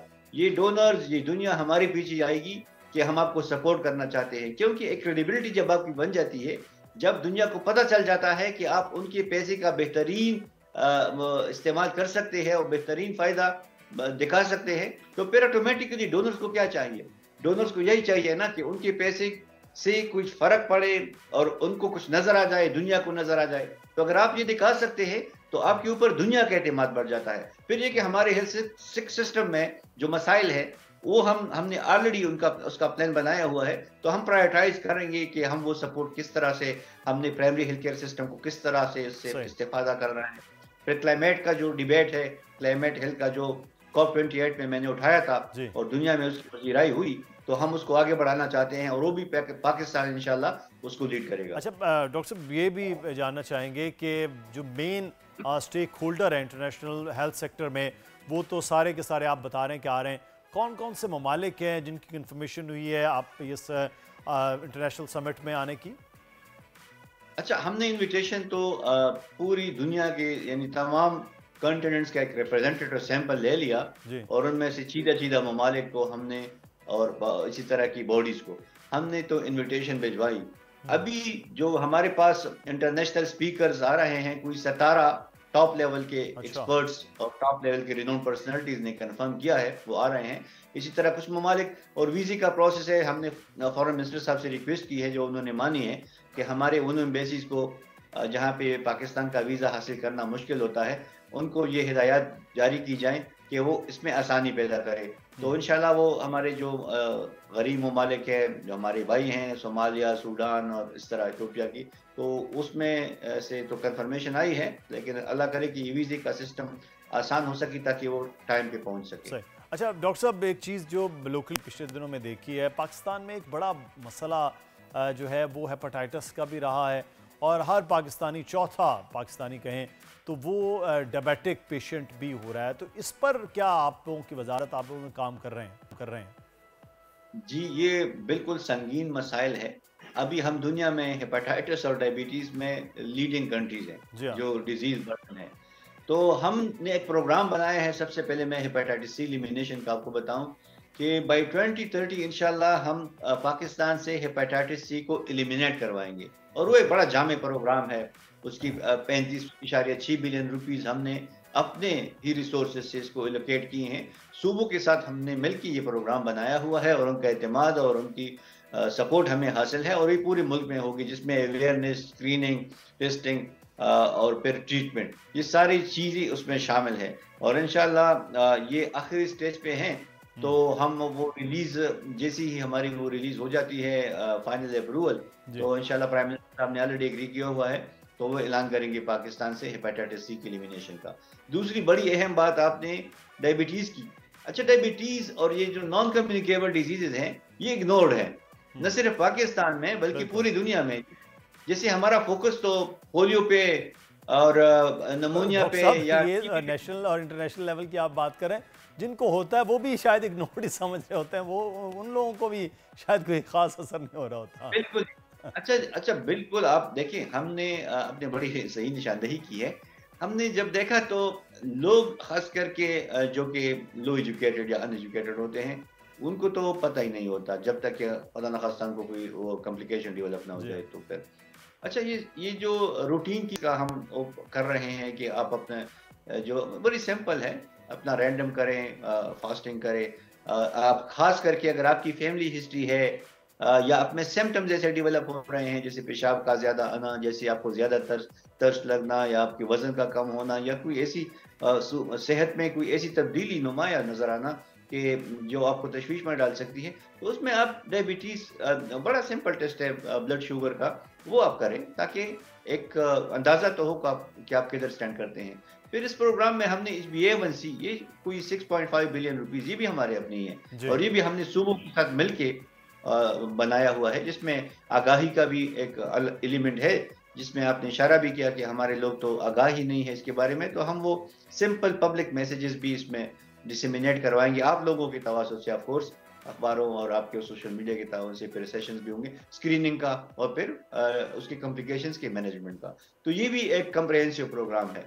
इसके साथ साथ हमारा जो तीसरा बड़ा मेगा प्रोग्राम हमने बनाया वो है नेशनल हेल्थ सपोर्ट प्रोग्राम, जिससे हमारे प्राइमरी और सेकेंडरी हेल्थ सिस्टम को बहुत बड़ी तकवीत मिलेगी और वो है $432 मिलियन और वो हमने डोनर से और हमारे जो वर्ल्ड बैंक है उनके साथ ताउन से, उसमें से हमें कुछ ग्रांट्स आ रहे हैं, कुछ क्रेडिट्स है, कुछ हमारे पैसे हैं, सूबों ने भी उसमें कमिट किया है, तो वो भी पूरे मुल्क का प्रोग्राम है। तो ये तो बड़े बड़े जो मंसूबे हमने बनाए, इंशाल्लाह हम इसको लॉन्च करके ही जाएंगे। ये बहुत ज़रूरी है कि सर ये जो मंसूबे बनाए हैं वो कागज़ से लॉन्चिंग पर और आगे चलें, क्योंकि ये सबसे पहले जो प्रायोरिटीज़ हैं उसमें सेहत बड़ा ज़रूरी है, साफ़ पानी के साथ साथ तालीम के साथ साथ अगर ये आप काम करके जाएंगे तो बहुत बेहतर होगा। लेकिन इंटरनेशनल जो समिट आप करवा रहे हैं उसके लिए बेस्ट विशेज़ हैं और जब वो होगी तो बोल के प्लेटफॉर्म से नाज़रीन उसके बारे में भी आपको आगाह करते रहेंगे। डॉक्टर साहब बहुत शुक्रिया, हमारे साथ आप मौजूद थे, डॉक्टर नदीम जान, वफाकी वज़ीर सेहत। और अब प्रोग्राम में आगे बढ़ेंगे। एक बड़ा अहम मामला है, हमेशा से पाकिस्तान को दरपेश रहा। इस खित्ते में पाकिस्तान एक तो ताकत के तवाज़ुन को बरकरार रखने की कोशिश करता है, दूसरा अपने इर्द गिर्द हमसाया ममालिक में अमन पसंदी को फ़रोग दे रहा होता है। लेकिन इस बात में भी कोई दो राय नहीं कि हमारा जो पड़ोसी मुल्क भारत है पाकिस्तान में दहशतगर्दी की पुष्टपनाही कर रहा है। गुज़श्ता रोज़ कलअदम BNA कमांडर सरफराज बंगलजई 70 साथियों समेत कौमी धारे में शामिल हो गए। निगरान वज़ीर इत्तला जान अचकज़ई ने अपनी प्रेस कॉन्फ्रेंस में गुज़श्ता रोज़ कहा था कि गुलजार इमाम शंबे ने मुज़ाकरात का रास्ता हमवार किया। इस बात पर मुत्तफ़िक हों कि नाराज़ बलोचों के मसाइल हल किए जाएँ। पाकिस्तान ने हमेशा बलूचिस्तान के अवाम को फौक़ियत दी क्योंकि बलूचिस्तान पाकिस्तान का हिस्सा है। जान अचकज़ई साहब इस वक्त हमारे साथ मौजूद हैं। बहुत शुक्रिया जान अचकज़ई साहब आपके वक्त का। एक साजिशों का एक पैरेलल सिलसिला है और दूसरा वो है जो हकीकत का है, जैसे कि कल बहुत से लोग कौमी धारे में शामिल हो रहे हैं। ये जो गैप है किस तरह से इसको फिल करने का प्लान हो रहा है? देखिए, रियासत ने बलूचिस्तान जिस तरह आपने इशारा किया में उन लोगों को जिन्होंने असला उठाया है को वापसी का एक रास्ता दिया है। ये रियासत पहली दफा नहीं कर रही। 60s में, 70s में, 80 के दहाइयों में, फिर 90s में जब भी इस तरह के वाकयात हुए तो रियासत ने उन लोगों को कौमी धारे में शामिल होने का मौका दिया। आज भी रियासत समझती है कि अगर बलूचिस्तान में कुछ लोगों ने असला उठाया, किसी नेटवर्क में उनको शामिल किया गया, पड़ोसी मुल्क के एजेंडे पे चले गए, तो वापसी का एक रास्ता होना चाहिए। और इससे पहले गुलजार इमाम शंबे जो एक बहुत ही कॉम्प्लेक्स ऑपरेशन में पकड़ा गया था, उसको फांसी नहीं चढ़ाया गया। उसको फिर रियासत ने कुशादा दिली का मुजाहरा करते हुए माफ किया और कौमी धारे में आने का मौका दिया। और कल जब सरफराज बंगलजई साहब प्रेस कॉन्फ्रेंस कर रहे थे तो उनका भी मैसेज यही था उन लोगों के लिए जो जिन्होंने असला उठाया कि आपके पास वापसी का रास्ता है, दुश्मन के एजेंडे को छोड़िए और माँ की तरह रियासत पाकिस्तान आपको वेलकम करेगी। तो जो लोग पाकिस्तान के आईन, जमहूरियत और असलाह छोड़ के कौमी धारे में शामिल होना चाहते हैं, उसके लिए रियासत वाकई माँ का सलूक करेगी और इसका हमें अमली नमूना कल हमारे सामने आया। तो ये क्रेडिट यकीनन पाकिस्तान के तमाम सिक्योरिटी इदारों जिन्होंने इस काविशों में हिस्सा डाला और एक ऐसा नेटवर्क को स्मैश किया जो हमसाया मुल्क इंडिया स्पॉन्सर कर रहा था, उनको फंड कर रहा था और कहीं दहाइयों से इस मुनज़्ज़म मंसूबे के तहत मुख्तलिफ लोगों को रिक्रूट कर रहा था। तो गुलजार शंबे के बाद सरफराज बंगलजई का ये नेटवर्क बलूचिस्तान में दायमी अमन और पाकिस्तान की खुशहाली के लिए एक अहम संग मील साबित होगा। तो ये जान अचकज़ई साहब ये सिलसिला भी इसी तरह से चले, लेकिन जो बाहर बैठे हुए हैं बहुत से ऐसे रहनुमा हैं जिनके ज़रिए तमाम तर सेटअप चलाया जा रहा है, वो पैरेलल एक पूरी साजिशों में इसमें मुलव्वस हैं। तो क्या ये रियासत के और उन नाराज़ लोगों के दरमियान जो गैप है उसको ख़त्म करने के लिए आप समझते हैं कि क्या प्लान हो रहा है? देखिए, अब उसूलन तो यही होना चाहिए कि जिन लोगों ने बंदूक उठाया उनके साथ कोई रहम ना हो, कोई नरमी ना हो, हम उन्हें फांसी पे चढ़ाते। लेकिन रियासत ने ये नहीं किया, बल्कि ये मैसेज दिया कि अगर आप भी इतने वाकयात के बाद आज भी आना चाहते हो तो रास्ते आपको खुलें। और ये उन लोगों के लिए जो जिस तरह आपने इशारा किया बाहर बैठे हुए बेशक साजिशें कर रहे हैं, रियासत को कमज़ोर नहीं कर सकते। रियासत बड़ी है और रियासत जो है वो कुशादा दिली का मुजाहरा करती है और उनके लिए भी यही मैसेज है कि आप दुश्मन के एजेंडे को छोड़िए, आप असलाह का रास्ता छोड़िए और इस मुल्क की खुशहाली में जो एक सगमीन शुरू हुआ है इन्वेस्टमेंट का, स्टेबिलिटी का, खुशहाली का, उसका हिस्सा बनिए। और ये रास्ता कोई भी अमन की तरफ नहीं जाता और आखिर में बहुत से लोग इस रास्ते पे चल पड़े जो अपनी जाने गवा बैठे। तो रियासत कोई भी ऐसा कम्प्रोमाइज नहीं करेगी जिससे रियासत के बाशिंदों का अमन को खतरा हो या इस्तेहकाम को खतरा हो। तो जितना भी ये साजिश, ये नेटवर्क हिंदुस्तान की ईमा पर चलाया जाएगा, उसको स्मैश करने के लिए रियासत हालात थक जाएगी। लेकिन फिर भी वापसी का रास्ता इनको है। अगर वो कल आना चाहते हैं तो हम उनको वेलकम करेंगे। लेकिन जान साहब, एक तरफ ये प्रोपेगेंडा है जो उन नाराज लोगों का रियासत के साथ उस चीज़ को बढ़ावा देना है, दूसरी वो हकीकत है कि पाकिस्तान का फ्यूचर बलूचिस्तान से वाबस्ता है। वो बलूचिस्तान की मादनियात हैं, वो बलूचिस्तान का साहिल है जो गवादर की सूरत में है। इस चीज़ को किस तरह से कनेक्ट करना है उन लोगों का कि आपकी ज़मीन, आपका सोना है, आपका ये हीरा है, आपका ये समंदर है कि जो पाकिस्तान को लेकर आगे चलेगा। इस चीज़ों को बावर कराना बलूचिस्तान के लोगों को कि ये आप हैं, पाकिस्तानी हैं, जो इस चीज़ों को आगे लेकर चल सकते हैं और आप ही की वजह से पूरा मुल्क चलेगा आगे, इस गैप को कैसे फिल कर रहे हैं? बलूचिस्तान का मसला ये नहीं है कि उनके वसाइल पे किसी का कब्जा है। बलूचिस्तान के वसाइल पे बलूचिस्तान के यहाँ के सरदारों और नवाबों का और हुकूमतों में जो रहे हैं उनका कब्जा है। यहाँ के मिनरल रिसोर्सेज को दो बहुत बड़े ताकतवर लोग एक्सप्लॉइट कर रहे हैं। सिर्फ एक हुकूमत में 350 अरब रुपए करप्शन की नजर हो गए। रियासत में तो किसी गवर्नमेंट नहीं रोका कि आप अस्पताल ना बनाएं, आप वहाँ दवाएं ना दें, आप एजुकेशन के फंड्स खाएं, आप कॉन्ट्रैक्ट के नाम पे PSTP को करप्शन की नजर करें। रियासत ने तो इनको नहीं रोका कि आप जो है साइल को डेवलप ना करें, आप रिसोर्सेज को जो है जेबों में डालें। ये तो असल में हर PSTP की कहानी है बलूचिस्तान में। कि ज़ाती मफादात की नजर हुआ है और बलूचिस्तान नेगलेक्ट हुआ। रियासत कोशिश की हमेशा से कि कौमी धारे का हिस्सा ही तमाम ग्रुप्स रहे हैं। बहुत शुक्रिया जाना चकजी साहब हमारे साथ मौजूद थे, वज़ीर इत्तलात बलूचिस्तान। और हमें यहाँ पर ब्रेक लेना है जी, ब्रेक के बाद वापस आएंगे, फिर कुछ मजीद मौज़ूआत पे बात होगी। आजकल ज़िंदगी ही सुबह आउट ऑफ कंट्रोल है, दुनिया बोल है, दुनिया बोल है। वेलकम बैक, दुनिया बोल है में आपको खुशामदीद कहते हैं। दुनिया भर में बहुत से ऐसे खेल हैं जिनको पाकिस्तान में उस तरह से नहीं खेला जा रहा होता है, जिसमें रग्बी भी है, जिसमें बेसबॉल भी है। और पाकिस्तान में जैसे क्रिकेट को पजीराई है, वैसे ही बहुत से ममालिक में बेसबॉल उस तरह से क्रेज़ है, लेकिन पाकिस्तान में कोई ख़ास पजीराई हासिल नहीं थी बेसबॉल को। लेकिन अब एक अच्छी खबर के साथ आपको बताएं कि एशियन बेसबॉल चैम्पियनशिप में पाकिस्तान टीम ने अपनी उम्दा परफॉर्मेंस से 11 दर्जे बरतरी के साथ आलमी रैंकिंग में 38वीं पोजीशन हासिल कर ली है। पाकिस्तान की पहली सर्टिफाइड बेसबॉल कोच शहर बानो हमारे साथ इस वक्त मौजूद हैं। ये बेसबॉल जैसा खेल जो है वो हम जब देखते हैं कि यूरोप में या अमेरिका में या डिफरेंट कंट्रीज़ में खेला जा रहा होता है तो बड़ा ज़बरदस्त एक उस पर क्रेज़ है, लेकिन पाकिस्तान में अब आहिस्ता आहिस्ता हमने देखा है कि मेंस विमेंस टीम बड़ी तेज़ी के साथ अब वो एजाज़ात भी हासिल कर रहे हैं और शौक़ भी बहुत बढ़ता जा रहा है। तो पाकिस्तान की पहली सर्टिफाइड बेसबॉल कोच शहर बानो इस वक्त हमारे साथ मौजूद हैं। बहुत शुक्रिया शहर बानो आपके वक्त का। सबसे पहले तो आप सर्टिफाइड कोच हुई हैं, ये क्या है और कैसा फील हुआ जब आपको पाकिस्तान की पहली सर्टिफाइड कोच का एजाज़ मिला है? जी बहुत शुक्रिया आपका मुझे यहाँ पे इनवाइट करने का। बहुत ऑनर फील किया मैंने जब मैंने सर्टिफिकेशन इसको ली है मैंने। और एक्चुअली मैंने at the age of 15 baseball start की थी। अच्छा। लेकिन मैं अपने गेम को कंटिन्यू नहीं कर सकी because I had a fracture. There I decided कि मैं अगर खेल नहीं सकती तो मैं खिला ज़रूर सकती हूँ। तो फिर मैंने सर्टिफिकेशन की साइट पे गई, मैंने डिफरेंट कोचेस को असिस्ट किया बेसबॉल में और BFA ने फ़र्स्ट टाइम फ़ीमेल्स के लिए ये कोचिंग कोर्स रखा, उस पर मैं गई और मैंने फिर सर्टिफिकेशन ली है। और अब इन फ्यूचर इंशाल्लाह पाकिस्तानी जो हमारी बेसबॉल टीम है उसको मैं आगे लेकर जाऊंगी। अच्छा, तो पाकिस्तान की टीम का भी एक पैरेलल हम देखते हैं कि वो बड़ी ज़बरदस्त किस्म की आगे आए हैं, 38 नंबर्स पर आ गए हैं।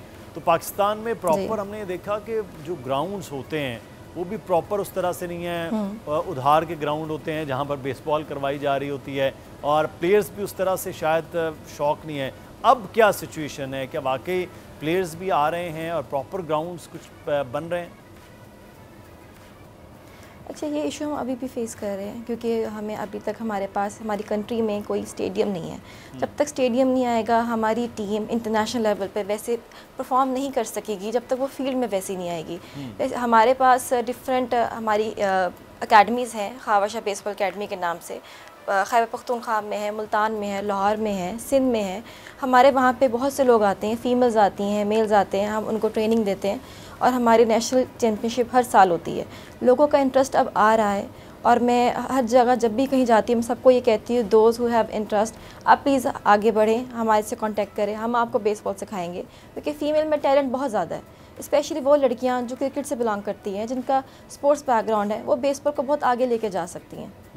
अच्छा, लेकिन शहर बानो ये भी कहा जाता है कि यार ऐसे स्पोर्ट्स में क्यों जाएं, टाइम लगाएं जहाँ पे उस तरह से कोई स्पॉन्सरशिप ना हो, जहाँ से आप कुछ अपना करियर ना बना सकें। ये एक बड़ा फैक्टर है। तो क्या बेसबॉल में इतनी अपॉर्चुनिटीज़ हैं कि कोई अगर बच्चियां आ रही हैं स्कूल कॉलेज लेवल में तो इसी को कंटिन्यू कर सकें? जी बिल्कुल, यहाँ पे बहुत अपॉर्चुनिटीज़ अब हैं। आप डिफरेंट यूनिवर्सिटीज़ में स्पोर्ट्स बेस पे स्कॉलरशिप मिल रहे हैं बेसबॉल के स्टूडेंट्स को, और हमारी बहुत सी प्लेयर्स जो हैं वो फ्री ऑफ कॉस्ट एजुकेशन हासिल कर रही हैं। पंजाब यूनिवर्सिटी से, यूनिवर्सिटी ऑफ लाहौर से, इतनी यूनिवर्सिटी से वो आप पढ़ रही हैं। इवन के कुछ हमारे ऐसे प्लेयर्स हैं जो इंटरनेशनल लेवल पे अमेरिका में बेसबॉल की वजह से 100% स्कॉलरशिप में पढ़ रहे हैं। द बैचलर्स वो वहाँ से कर रहे हैं। और हम अपने फीमेल्स को भी ये कहना चाहते हैं कि आप आगे आएँ, यहाँ पे बहुत अपॉर्चुनिटीज़ है, क्योंकि ये एक इंटरनेशनल गेम है। पाकिस्तान में अगर इसकी अपॉर्चुनिटीज़ अगर नहीं है, हमें बाहर से भी स्पॉन्सर्स आएंगे, वो खुद कहते हैं कि हम आपको बाहर बुलाकर आपको कोर्सेज देते हैं, आप अपने टीम को, अपने पाकिस्तान को आगे लेकर जाएं। पाकिस्तान में हम आपको एजुकेशन लग के दे सकते हैं इसकी बेस पर।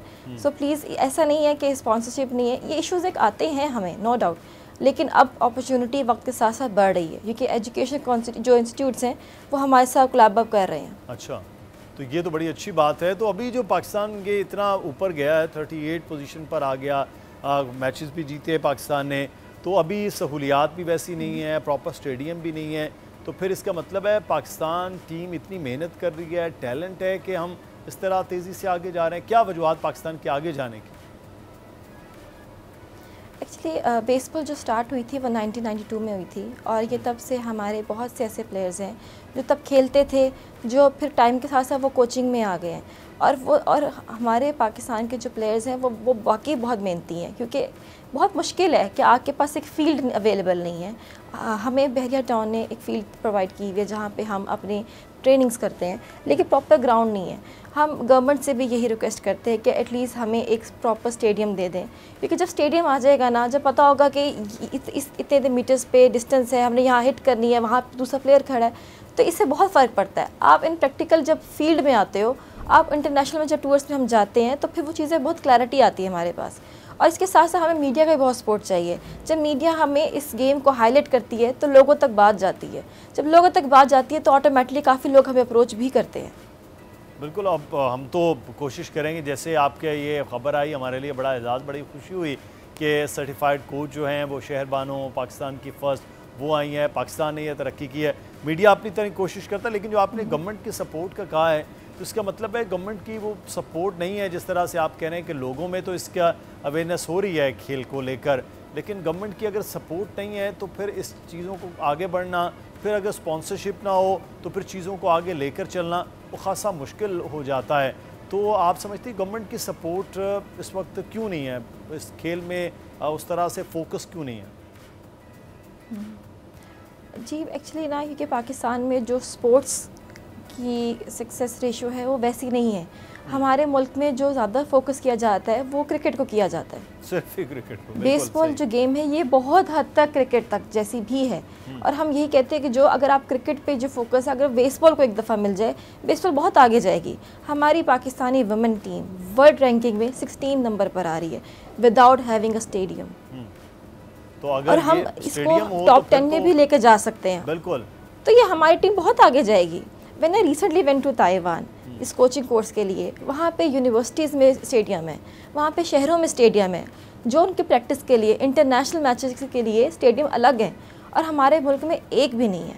तो मेरी सीएम पंजाब से यही रिक्वेस्ट है कि आप एटलीस्ट हमें कोशिश करें कि हम एक स्टेडियम दे दें, क्योंकि जो पंजाब है वो हब है स्पोर्ट्स का। यहाँ पे हर खेल खेली जाती है, यहाँ पे हर स्टेडियम है, सिर्फ एक बेसबॉल नहीं है। और बेसबॉल में जो लोग हैं वो आगे बढ़ना चाह रहे हैं, तो अगर गवर्नमेंट तावन करे तो पाकिस्तान का नाम बहुत आगे जाएगा।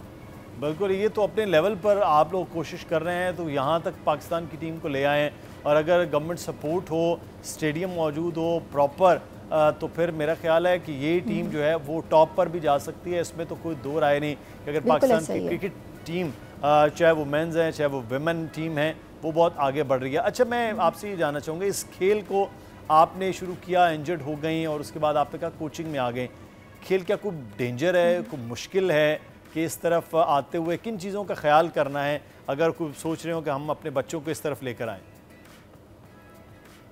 नहीं, ये बिल्कुल भी डेंजरस गेम नहीं है। आप इसमें जो प्रॉपर प्रिवेंशन हमें बताई जाती है कि इंजरी प्रिवेंशन किस तरह आपने करनी है। यहाँ आप कैचर के पास प्रॉपर उसके पास हेलमेट है, ग्लव्स है, और ग्लव का यूँ पकड़ना आपने, आपके फेस उस पर बचा होता है। अगर आपने हिट करनी है उसके भी स्पेसिफिक प्रोसीजर्स हैं, आपके मतलब पोजीशंस हैं, आपने उस पोजीशन में ही सो हिट करना है। तो इसकी वजह से मेरी इंजरी नहीं आई थी। मेरी इंजरी दूसरी वजह से हुई थी। मैं यूनिवर्सिटी में मैं गिर गई थी, जिसकी वजह से मेरे एंकल फ्रैक्चर हो गया था। स्ट्रेंथ की इशू हो गया था। बेसबॉल में जिन लड़कियों के पास स्ट्रेंथ है वो बहुत आगे जा सकती हैं। तो किन चीज़ों, और इसमें ये बहुत सिक्योर गेम है। अच्छा, देखिए गेम्स में, खेलों में चोट लगती है, थोड़ी बहुत लग जाती है। जब तक चोट नहीं लगती खिलाड़ी नहीं बनता, लेकिन बहुत मिनिमम लेवल पर होती है, लेकिन सीरियस इंजरीज इसमें नहीं है। बिल्कुल सही है। ये चोट तो लगना एक बड़ा फितरी सा अमल है कि स्पोर्ट्स के अंदर जब आप खेल रहे हैं, हम यूरोप में देखते हैं बच्चे, छोटे छोटे बच्चे भी बेसबॉल खेल रहे होते हैं। तो किस एज से बेसबॉल की तरफ लाना चाहिए शहरबानो? आप कोच हैं, तो कोच की हैसियत से आप क्या सोचते हैं, किस एज से बच्चों का स्टार्ट करवाया जाए बेसबॉल? अब जिस तरह मैं जब को ये कोर्स कर आई हूँ, तो मुझे पाकिस्तान फेडरेशन की तरफ से जो पहला टास्क मिला है वो यही है कि मैंने अंडर 12 और अंडर 15 बेसबॉल स्टार्ट करवानी है। अच्छा। मुझे इस पे जो है बच्चों को लेकर आना है, क्योंकि बाहर के मुल्क में इंटरनेशनल लेवल में, स्पेशली अगर जापान, हम USA की बात करें, ये 2 ऐसे मुल्क हैं जो टॉप पे जा रहे हैं। इनकी कंट्रीज़ में जो है वर्ल्ड में अंडर 12, अंडर 15 वर्ल्ड कप्स होते हैं। इनकी हर स्कूल में प्राइमरी एज से लेकर सेकेंडरी तक बच्चा बेसबॉल सीखता है। जब आप बच्चे को अर्ली एज में लेकर जाते हो तो ऑटोमेटिकली जब वो यूनिवर्सिटी तक पहुंचता है उसकी बहुत बेस बन चुकी होती है, उसकी गेम बहुत स्ट्रॉन्ग हो चुकी है, तो फिर वो ईजिली नेशनलशिप पे भी जा सकता है, वो इंटरनेशनल टूर पे भी जा सकता है। हमारे यहाँ पे भी अर्ली एज में नहीं है, और अभी हमारा फोकस यही है कि हमने अर्ली एज में बेसबॉल लेकर आनी है। तो अर्ली एज में बेसबॉल लाना, तो इसका मतलब है स्कूल के साथ कोलैबोरेशन होना, स्पोर्ट्स बोर्ड के साथ कोलैबोरेशन होना, तो वो कैसे फिर प्लान होगा? उसका प्लान हमारा यही है कि हम डिफरेंट स्कूल को अप्रोच करेंगे। अच्छा। हम डिफरेंट जो उनके प्रिंसिपल्स हैं उनके साथ मीटिंग करेंगे, उनको प्रैक्टिस प्लान बताएंगे, क्या इस गेम को आप अपने स्कूल में इंट्रोड्यूस करवाएं। हम आपको इक्विपमेंट ला कर देंगे, आपको कोचेस प्रोवाइड करेंगे, हम आपको हर चीज़ देंगे, बस आप हमें एक शेड्यूल में एक वक्त दें कि इस वक्त में बेसबॉल खिलाई जाएगी।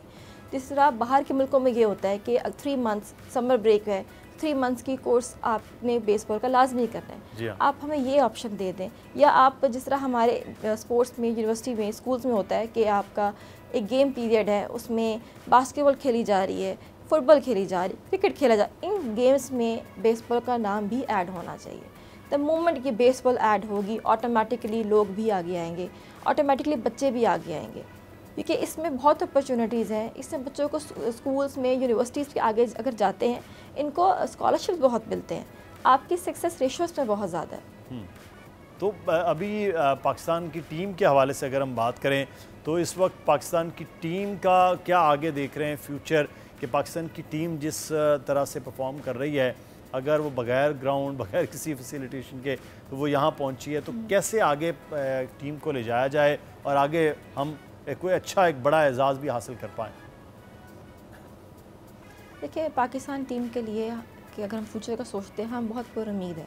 हमें उम्मीद है कि इंशाल्लाह एक वक्त ऐसा आएगा कि गवर्नमेंट इस चीज़ को हाईलाइट करेगी, क्योंकि इस बेसबॉल को अब जिस तरह मीडिया हाईलाइट कर रही है, गवर्नमेंट तक ये बात जा रही है, और मुझे उम्मीद है कि ये वक्त आएगा कि बेसबॉल का प्रॉपर ग्राउंड होगा, गवर्नमेंट प्रॉपर में सपोर्ट भी करेगी। जब ये चीज़ें आएंगी, बेसबॉल बहुत आगे जाएगा। ऑलरेडी हमारी हर साल वुमेन नेशनल चैम्पियनशिप हो रही है, जिसमें प्रोफेशनल से डिफरेंट टीम्स आती हैं, सिंध से लोग भी आते हैं, हमारे पास वापडा की टीम भी है, आर्मी की भी है, पुलिस की भी है। तो यही सब टीम, जब ये मैचेस होते हैं, हम यहीं से इनको आगे फर्दर इंटरनेशनल टूर से भेजते हैं। तो हम इसी चीज़ को कंटिन्यू करेंगे, तो इंशाल्लाह ये वक्त आएगा कि पाकिस्तान टॉप 10 में ईजिली चला जाएगा। बिल्कुल, और इंशाल्लाह पाकिस्तान टॉप 10 में भी जाएगा। और आप अब कोच बन गई हैं, सर्टिफाइड कोच हैं, तो यकीनी तौर पर अब नए जो बच्चे हैं उनको लाने का जो टास्क है वो भी मुकम्मल होगा। बहुत शुक्रिया शहरबानो, आप हमारे साथ मौजूद थी। बेस्ट विशेज़ आपके। स्पोर्ट्स तो किसी भी तरह से हो, उसका आगे चलना बहुत ज़्यादा ज़रूरी है, क्योंकि अगर स्पोर्ट्स नहीं है तो इसका मतलब है बच्चों में ये चीज़ें जो हैं वो मौजूद नहीं होंगी। अगर स्पोर्ट्स ख़त्म हो जाएगा तो फिर समझ लीजिए कि बच्चों में आगे बढ़ने की सलाहियत ख़त्म हो जाती है। उनको निखारना है, उनको आगे बनाना है, तो उसके लिए ज़रूरी ये है कि बच्चों को स्पोर्ट्स में आज से ही रखें। जैसे स्कूल उनका स्टार्ट होता है, ग्रेजुअली वो स्पोर्ट्स आगे बढ़ते रहते हैं। आगे हम बढ़ेंगे, और अब जनाब वक्त हो गया है बोल प्रेडिक्शन का, और प्रेडिक्शन के लिए बड़ा ज़रूरी है कि उसके माहिर हमारे साथ हों। तो आज इरफान कामिल साहब ने हमें ज्वाइन किया। बहुत शुक्रिया इरफान साहब आपके वक्त का। क्या बता रहे हैं सितारे, क्योंकि अब तो वीक भी आहिस्ता आहिस्ता ख़त्म हो रहा है, मिड ऑफ वीक हो गया है, तो क्या कुछ बताएंगे आज? अस्सलाम वालेकुम मुदस्सिर जी वालेकुम सलाम। ठीक हैं आप? खैरियत से? फर्स्ट क्लास जी, करम है। आप सुनाएं, आप ठीक हैं? अल्हम्दुलिल्लाह अल्हम्दुलिल्लाह। वीक तो हमने पहले भी डिस्कस किया था, ज़ोडिएक साइंस के हिसाब से डिस्कस किया था, लेकिन अब चीजें थोड़ी सी चेंजेस की तरफ जा रही हैं और नेक्स्ट वीक में आपको काफी चेंजेस मिलेंगे। अच्छा। और इन टर्म्स ऑफ जो हम पहले भी बात कर रहे थे और जिसमें इलेक्शंस हैं, जिसके अंदर कुछ पॉलिटिकल सिनेरियोज हैं। वैसे इलेक्शन का तो आपने नेक्स्ट वीक कहा था ना, बताऊंगा। जी जी जी एग्जैक्टली वही मैंने कहा ना, अभी आपको नेक्स्ट वीक में बहुत सारी चेंजेस आपको नजर आएंगी और उसको हम फर्दर डिस्कस भी करेंगे। लेकिन अभी जो चल रहा है, जो आज तक का, जिसे मैं कहूँगा कि आज 21 है, तो 21 के हिसाब से आज तक की जो चीज़ें हैं थोड़ी सी सैचुरेटेड हैं, बट ये आपको नेक्स्ट वीक में बहुत सारी चेंजेस मिलेंगी जो कि पाकिस्तान के हिसाब से होंगी और स्पेशली हम इसको डिस्कस करेंगे कि नेक्स्ट ईयर में क्या होगा, वो भी हम फर्दर डिस्कस करेंगे। तो काफ़ी चेंजेस हैं एक्सपेक्टेड।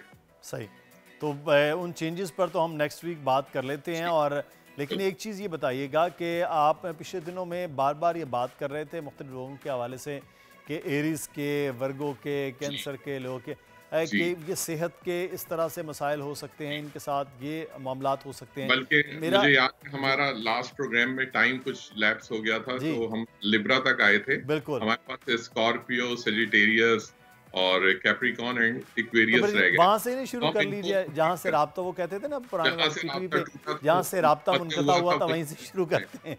आपने पुराना पीटीवी याद दिला दिया। बिल्कुल ऐसे। तो हम उसको वहीं से जोड़ते हैं। तो हम अगर स्कॉर्पियो की बात करते हैं और स्कॉर्पियो को इस वक्त के हिसाब से जो हेल्थ वाइज इश्यूज हैं थोड़े लिटिल बिट हैं, कुछ ज्यादा नहीं है, और उनके पास जो पैसे का जो इन्फ्लेशन है, उनके जो आने की जो पैसे की स्पीड है वो ओके है, वो चलते रहेंगे उसी के साथ। अभी उसमें कोई चेंजेस नहीं आ रहे हैं, ऑल्दो बस थोड़े से अपनी फैमिली लाइफ के अंदर बहुत ज्यादा बिजी हैं, उसके अंदर से उनको थोड़ा टाइम निकालना होगा अपने लिए। वो ऑल्दो ठीक है, बहुत सारी आप ऑक्यूपाई हुए, तो उसके लिए थोड़ा सा टाइम निकालें, थोड़ा सा मेंटली रिलैक्स करें, वो बहुत जरूरी है इस वक्त। उसके बाद जब हम स्कॉर्पियो से आगे बढ़ते हैं तो हम सेजिटेरियस के ऊपर जाते हैं। सेजिटेरियस के लिए ये वीक जो है बहुत सारी अपॉर्चुनिटीज के साथ इन हुआ है ये। इसके अंदर इनको कुछ कॉन्ट्रैक्ट्स मिल सकते हैं क्योंकि ये एंड ऑफ अब ज़ोडिएक है इनका। तो ये जब कोलैबोरेशन हो रहा होता है तो इस वक्त के हिसाब से अमूमन जो हमने जो इसको ऑब्जर्व किया है, इस वक्त इनके पास कुछ ना कुछ कॉन्ट्रैक्ट्स आते हैं। वो किसी भी रियल एस्टेट के हवाले से हो सकते हैं। मोस्ट प्रोबेबली इनके लिए ये जो चीजें होती हैं वो बहुत ज्यादा, कोई अगर फूड बिजनेस में है उसको बहुत ज्यादा फायदा होता है इस वक्त के हिसाब से, जो सेजिटेरियस जो फूड बिजनेस में, तो उनको बहुत फायदा हो सकता है। वो फैमिली लाइफ ओके है, उनकी एक्सपेंसेस पे अपना ख्याल रखें, बहुत तेजी से लेविशली खर्च कर रहे हैं तो उसको जरा सा होल्ड करें अपने पास पैसे को थोड़ा सा इस वक्त, क्योंकि एकदम से फिर उस पोजीशन पे आ जाते हैं जहाँ पे थोड़ी अनसर्टेनिटी होती है। ऑल्दो उनकी लव लाइफ ओके है, हाँ शादी का सीजन है इनके लिए बहुत ज्यादा इस वक्त, बल्कि बड़े इनविटेशन आ रहे होंगे, और प्लस ये कि खुद भी अगर इनके जो प्रपोजल्स हैं वो इस वक्त फाइनलाइजेशन पे, और मोस्ट ऑफ द जो सेजिटेरियस हैं वो इस वक्त या तो निकाह करने जा रहे हैं या शादियों में बंधन में बनने जा रहे हैं बहुत ज्यादा। ये सेजिटेरियस के लिए जुपिटर का जो टाइम होता है शादियों का वक्त होता है। नहीं तो ये इसमें इरफान साहब पहली शादी के साथ साथ दूसरी तीसरी शादी वालों का भी चांस उतने ही गोल्डन। बिल्कुल बिल्कुल बिल्कुल, वो तो ज्यादा हाईलाइटेड है वो ज्यादा हाईलाइटेड है। अच्छा, उसके बाद हम आ जाते हैं कैप्रिकॉन के ऊपर। कैप्रिकॉन जो है इस वक्त, ये सिर्फ 2 वीक्स के बाद कैप्रिकॉन के लिए जरा सा हाईलाइटेड, लेकिन अभी कैप्रिकॉन जरा सैचुरेटेड पोजीशन में रहें, चेंजेस ना करें बिल्कुल भी, क्योंकि इनके मूड का तो अब स्टार्ट हो रहा है ना, अब इसी स्टार्ट हो रहा है अभी, लेकिन मैं इस वक्त की बात कर रहा हूँ कि अभी जरा सैचुरेटेड पोजीशन में रहें। इस वक्त कुछ चेंजेस ना करें, ये बड़ा डिफिकल्ट टाइम होता है कैप्रिकॉन के लिए, specially at the time of driving. ये ड्राइविंग में बहुत ज्यादा मोहतात रहें। ये इस वक्त का टाइम ड्राइविंग के अंदर बहुत ज्यादा मोहतात रहने का है, और कोशिश करें जब जाएं सदका दे के जाएं, आए सदका दे के आएं। सदका बहुत बड़ी चीज है, नियत है सिर्फ आपकी, लेकिन इसको जरूर अडॉप्ट करें और अपनी चीजों को इस वक्त चेंजेस कुछ ना करें उसके अंदर। एक्वेरियस जो है, एक्वेरियस के लिए ये टाइम किसी पिलग्रिमेज का है, किसी उम्रे पे जाने का, किसी रिलीजियस प्लेस को विजिट करने का, ये टाइम बहुत अच्छा है उनके लिए। कोशिश करें इस वक्त जहाँ पे भी जो रिलीजियस प्लेस है उसको विजिट करना चाहते हैं, बहुत आराम से उनकी वो चीज़ होगी प्रोसेस, प्लस वो उसको जाके वहाँ पे बहुत अच्छे तरीके से सेहत के साथ, क्योंकि अमूमन लोग जाते हैं बीमार हो जाते हैं, उनका वो ट्रिप वैसा नहीं रह पाता जिस तरह वो एक्सपेक्ट करके जाते हैं। लेकिन इस वक्त अगर एक्वेरियस वहाँ ट्रेवल करते हैं, इंशाल्लाह ताला बहुत अच्छा उनका ट्रिप होगा, एक्सपेंसेस बहुत अच्छे रहेंगे उनके, और दूसरे उनके जो ऑफिस की आजकल की जो पोजीशन है वो बहुत अच्छी है, तो उसको एंजॉय करें। और अपनी सेहत के हवाले से बस इतना मैं इनको कहूँगा, क्योंकि ये सैटर्न रिलेटेड प्लैनेट है एक्वेरियस, तो कोशिश करें कि अपना वॉक ज्यादा रखें। जितना वॉक रखेंगे उतना ज्यादा इनका माइंड हेल्दी होगा, इनकी फिजिक हेल्दी होगी और माइंड रिफ्रेश होता रहेगा। वॉक करके हैदराबाद जाया जा सकता है। बिल्कुल, हाँ, अगर आपका सेल फोन अगर आपके हाथ में रह गया तो सही जरूर जा सकते हैं। तो इस तरह के कुछ चेंजेस हैं जो कि ये हमने डिस्कस किया, और उसके बाद सही एक चीज मैं यहाँ पर आपसे जानना चाहूँगा। आज हमने एक खबर स्टार्ट में पढ़ी, उस वक्त मेरे ज़हन में था आपसे बात करेंगे। उन्होंने कहा कि तमाम सियासी कायदीन ने ना अपने अपने फॉर्म ले लिए हैं नॉमिनेशन के, और वो अब सबमिट करवाने हैं, कल तक का उनके पास एक वक्त है। ये बताइए कि ये इलेक्शन का तो आपने आगे बताना है कि ये जो बड़े रहनुमा हैं, बिलावल भुट्टो हैं, आसिफ जरदारी हैं, शहबाज शरीफ, नवाज शरीफ, तो सितारे किसके हैं इतने जानदार और शानदार के इक़्तिदार का हुमा किसके सर बैठ सकता है वज़ारत उज़्मा? ये आप अगर मुझसे नेक्स्ट वीक में अगर सुने ना, क्योंकि थोड़ा डिटेल्ड है ये। अच्छा, ये तो ये है कि ये बहुत लिमिटेड टाइम होता है हमारे पास और आपके पास जो होता है। I mean it's a full discussion, और इसके अंदर मैं आपको ये क्लियर करूंगा कि अगर जिस वक्त में जो इलेक्शंस होते हैं वो किसको फेवर करेंगे। अच्छा, ये टाइम का भी बड़ा है के हिसाब से ये जो डेट्स आती हैं ना, ये उन पर्सनालिटीज को फेवर कर रही होती हैं।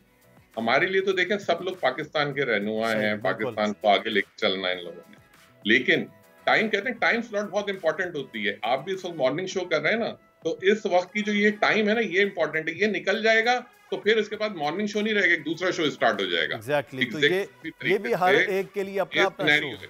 अच्छा, लेकिन इरफान साहब एक चीज के बारे में तो बताएं, लोग यहाँ एकदम परेशान हो गए, अरबों रुपए का नुकसान हो गया। स्टॉक एक्सचेंज ऐसे जा रही थी जैसे पाकिस्तान के JF-17 थंडर जा रहा होता है, और गिरी इस तरह से है जैसे हमने मिग गिरता हुआ भारत की फ़ज़ाइया का देखा है। तो ये क्या वजह है एकदम से ये हलचल जो हुई है? मेरी आपसे पहले भी बात हुई थी, जब हमने एक शो किया था, मैंने उसमें आपसे डिस्कस किया था। मैंने कहा था देख, इस वक्त का जो टाइम है ना, ये आपकी जितनी फ्यूल है इसको सपोर्ट करेगा, ये ग्रेजुअली डाउन होता जाएगा। अभी आपका पेट्रोल और डाउन होगा, अभी आप देखिएगा आगे। ये अभी और डाउन साइड पे जाएगा। आपको मैंने कहा था कि गोल्ड रेस करेगा, गोल्ड ने रेस किया, ठीक है, गोल्ड अभी फिर बढ़ा है, अभी फिर बढ़ने जा रहा है गोल्ड अभी बढ़ता रहेगा। ये जो करेंसी जिनमें ये स्टॉक एक्सचेंज में इन्वेस्टमेंट्स हो रही होती हैं, ये आपका बहुत टेम्परेरी चेंज था।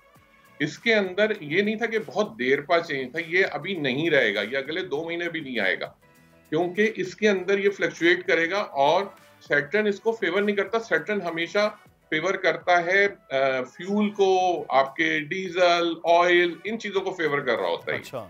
तो अभी ये प्राइसेस बहुत फ्लेक्सिबल रहेंगी पाकिस्तान के अंदर, उनमें नहीं चढ़ावा आएगा। हाँ, जैसे अब आप देख रहे हैं इलेक्ट्रिसिटी जो आपके चार्जेस जो बढ़ जाते हैं, ये इफेक्ट करते रहेंगे आपको, ये अभी और बढ़ेंगे अभी आके। मैं सॉरी, मैं अल्लाह ना करे ऐसा हो, नहीं बढ़ गए हम इलेक्ट्रिक को छोड़ के, बाकी जो प्लान है वो 4 रुपए से जायद का, वो बाकी बढ़ रहे हैं। लेकिन मैं एक चीज़ आपसे यहाँ पर ये जानना चाहूँगा कि जो आप कह रहे हैं कि सैटर्न इसको सपोर्ट नहीं कर रहा स्टॉक एक्सचेंज को, तो क्या चीज़ होती है जो 2 महीने बाद आप कह रहे हैं कि वो सपोर्ट होगा? इसलिए कि जब हम 2 मंथ्स के बाद जाएंगे तो एक टाइम स्टार्ट होगा जो अगेन जुपिटर का टाइम स्टार्ट होता है। अच्छा, ये जब जुपिटर का टाइम स्टार्ट होता है, ये जब ये सैटर्न से जुपिटर के अंदर हम स्विच कर रहे होते हैं, जब उसके अंदर हम फॉल कर रहे होते हैं, तो वहां पे आके ये जितनी करेंसीज हैं ये इनको सपोर्ट मिलती है। सही, क्योंकि उस जोन से निकल रहे होते हैं ये जब, तो ये बहुत वीक हो जाता है। ये सब जो सैटर्न का जो साइकिल है बहुत वीक हो जाता है, क्योंकि जुपिटर नेचुरली एक बड़ा प्लैनेट है, तो वो सपोर्ट करेगा उस वक्त करेंसीज को, वो सपोर्ट करेगा उस वक्त आपके एक्सचेंजेस को, इन सब चीजों को। तो आप देखेंगे उस वक्त थोड़ी सी करेंसी में आपको ये स्टॉक एक्सचेंज में बेहतरी नजर आएगी उन चीजों में। लेकिन ये 2 महीने में नजर नहीं आएगी, 2 महीने में एक्सपेंसेस बहुत रेज रहेंगे आपके। सही, तो ये बड़ा ज़रूरी है। तो जाते जाते ये बता दीजिए कि इस वक्त जो है वो ख़ास तौर पे सैरिश की थोड़ी सी आज मसरूफियत रही, वो आ नहीं सकी हैं, तो सैरिश के लिए कोई सफ़र है? जाते जाते प्रोग्राम में बता दीजिए कि उनके घूमने फिरने के कोई बिल्कुल उनके लिए सफ़र है, और जो मुझे कुछ कुछ उनकी चीज़ें जो याद हैं तो उसमें वो यकीनन इस वक्त तो बड़ा राइट टाइम है, और इस वक्त तो मूड स्विंग बहुत अच्छे हैं। अच्छा, बहुत अच्छा है भाई, इस वक्त एनर्जी है, उस एनर्जी को एंजॉय करें, उस एनर्जी के साथ आप ट्रैवल करें, तो वो बहुत सपोर्ट करती हैं वो चीजें आपको। ले जी, सैरिश आपके लिए इरफान कामिल साहब ने बता दिया है कि आपकी एनर्जी जो है वो बड़ी जबरदस्त है। अमल जरूर करें, अच्छा, सिर्फ सुने ना उसको। बिल्कुल, अमल भी करना चाहिए सुनने के साथ साथ। बहुत शुक्रिया इरफान कामिल, आप हमारे साथ मौजूद थे। सैरिश को याद किया जनाब, हमारी साथी इस आज सेट में नहीं मौजूद हैं, तो थोड़ा अकेला भी फील किया जा रहा है, उनकी कमी महसूस हो रही है। नाज़रीन, प्रोग्राम से आज दुनिया बोले से मुदस्सिर इकबाल को इस उम्मीद, इस दुआ, इस तवक्को के साथ इजाज़त दीजिए कि आज पाकिस्तान और पाकिस्तानियों के लिए कोई एक अच्छा काम आपने ज़रूर करना है। अपना ख्याल रखिएगा, अल्लाह हाफ़िज़। आजकल ज़िंदगी ही सुबह आउट ऑफ कंट्रोल है, दुनिया बोल है, दुनिया बोल है। सब्सक्राइब करें और बेल दबाएं ताकि कोई खबर रह न जाए।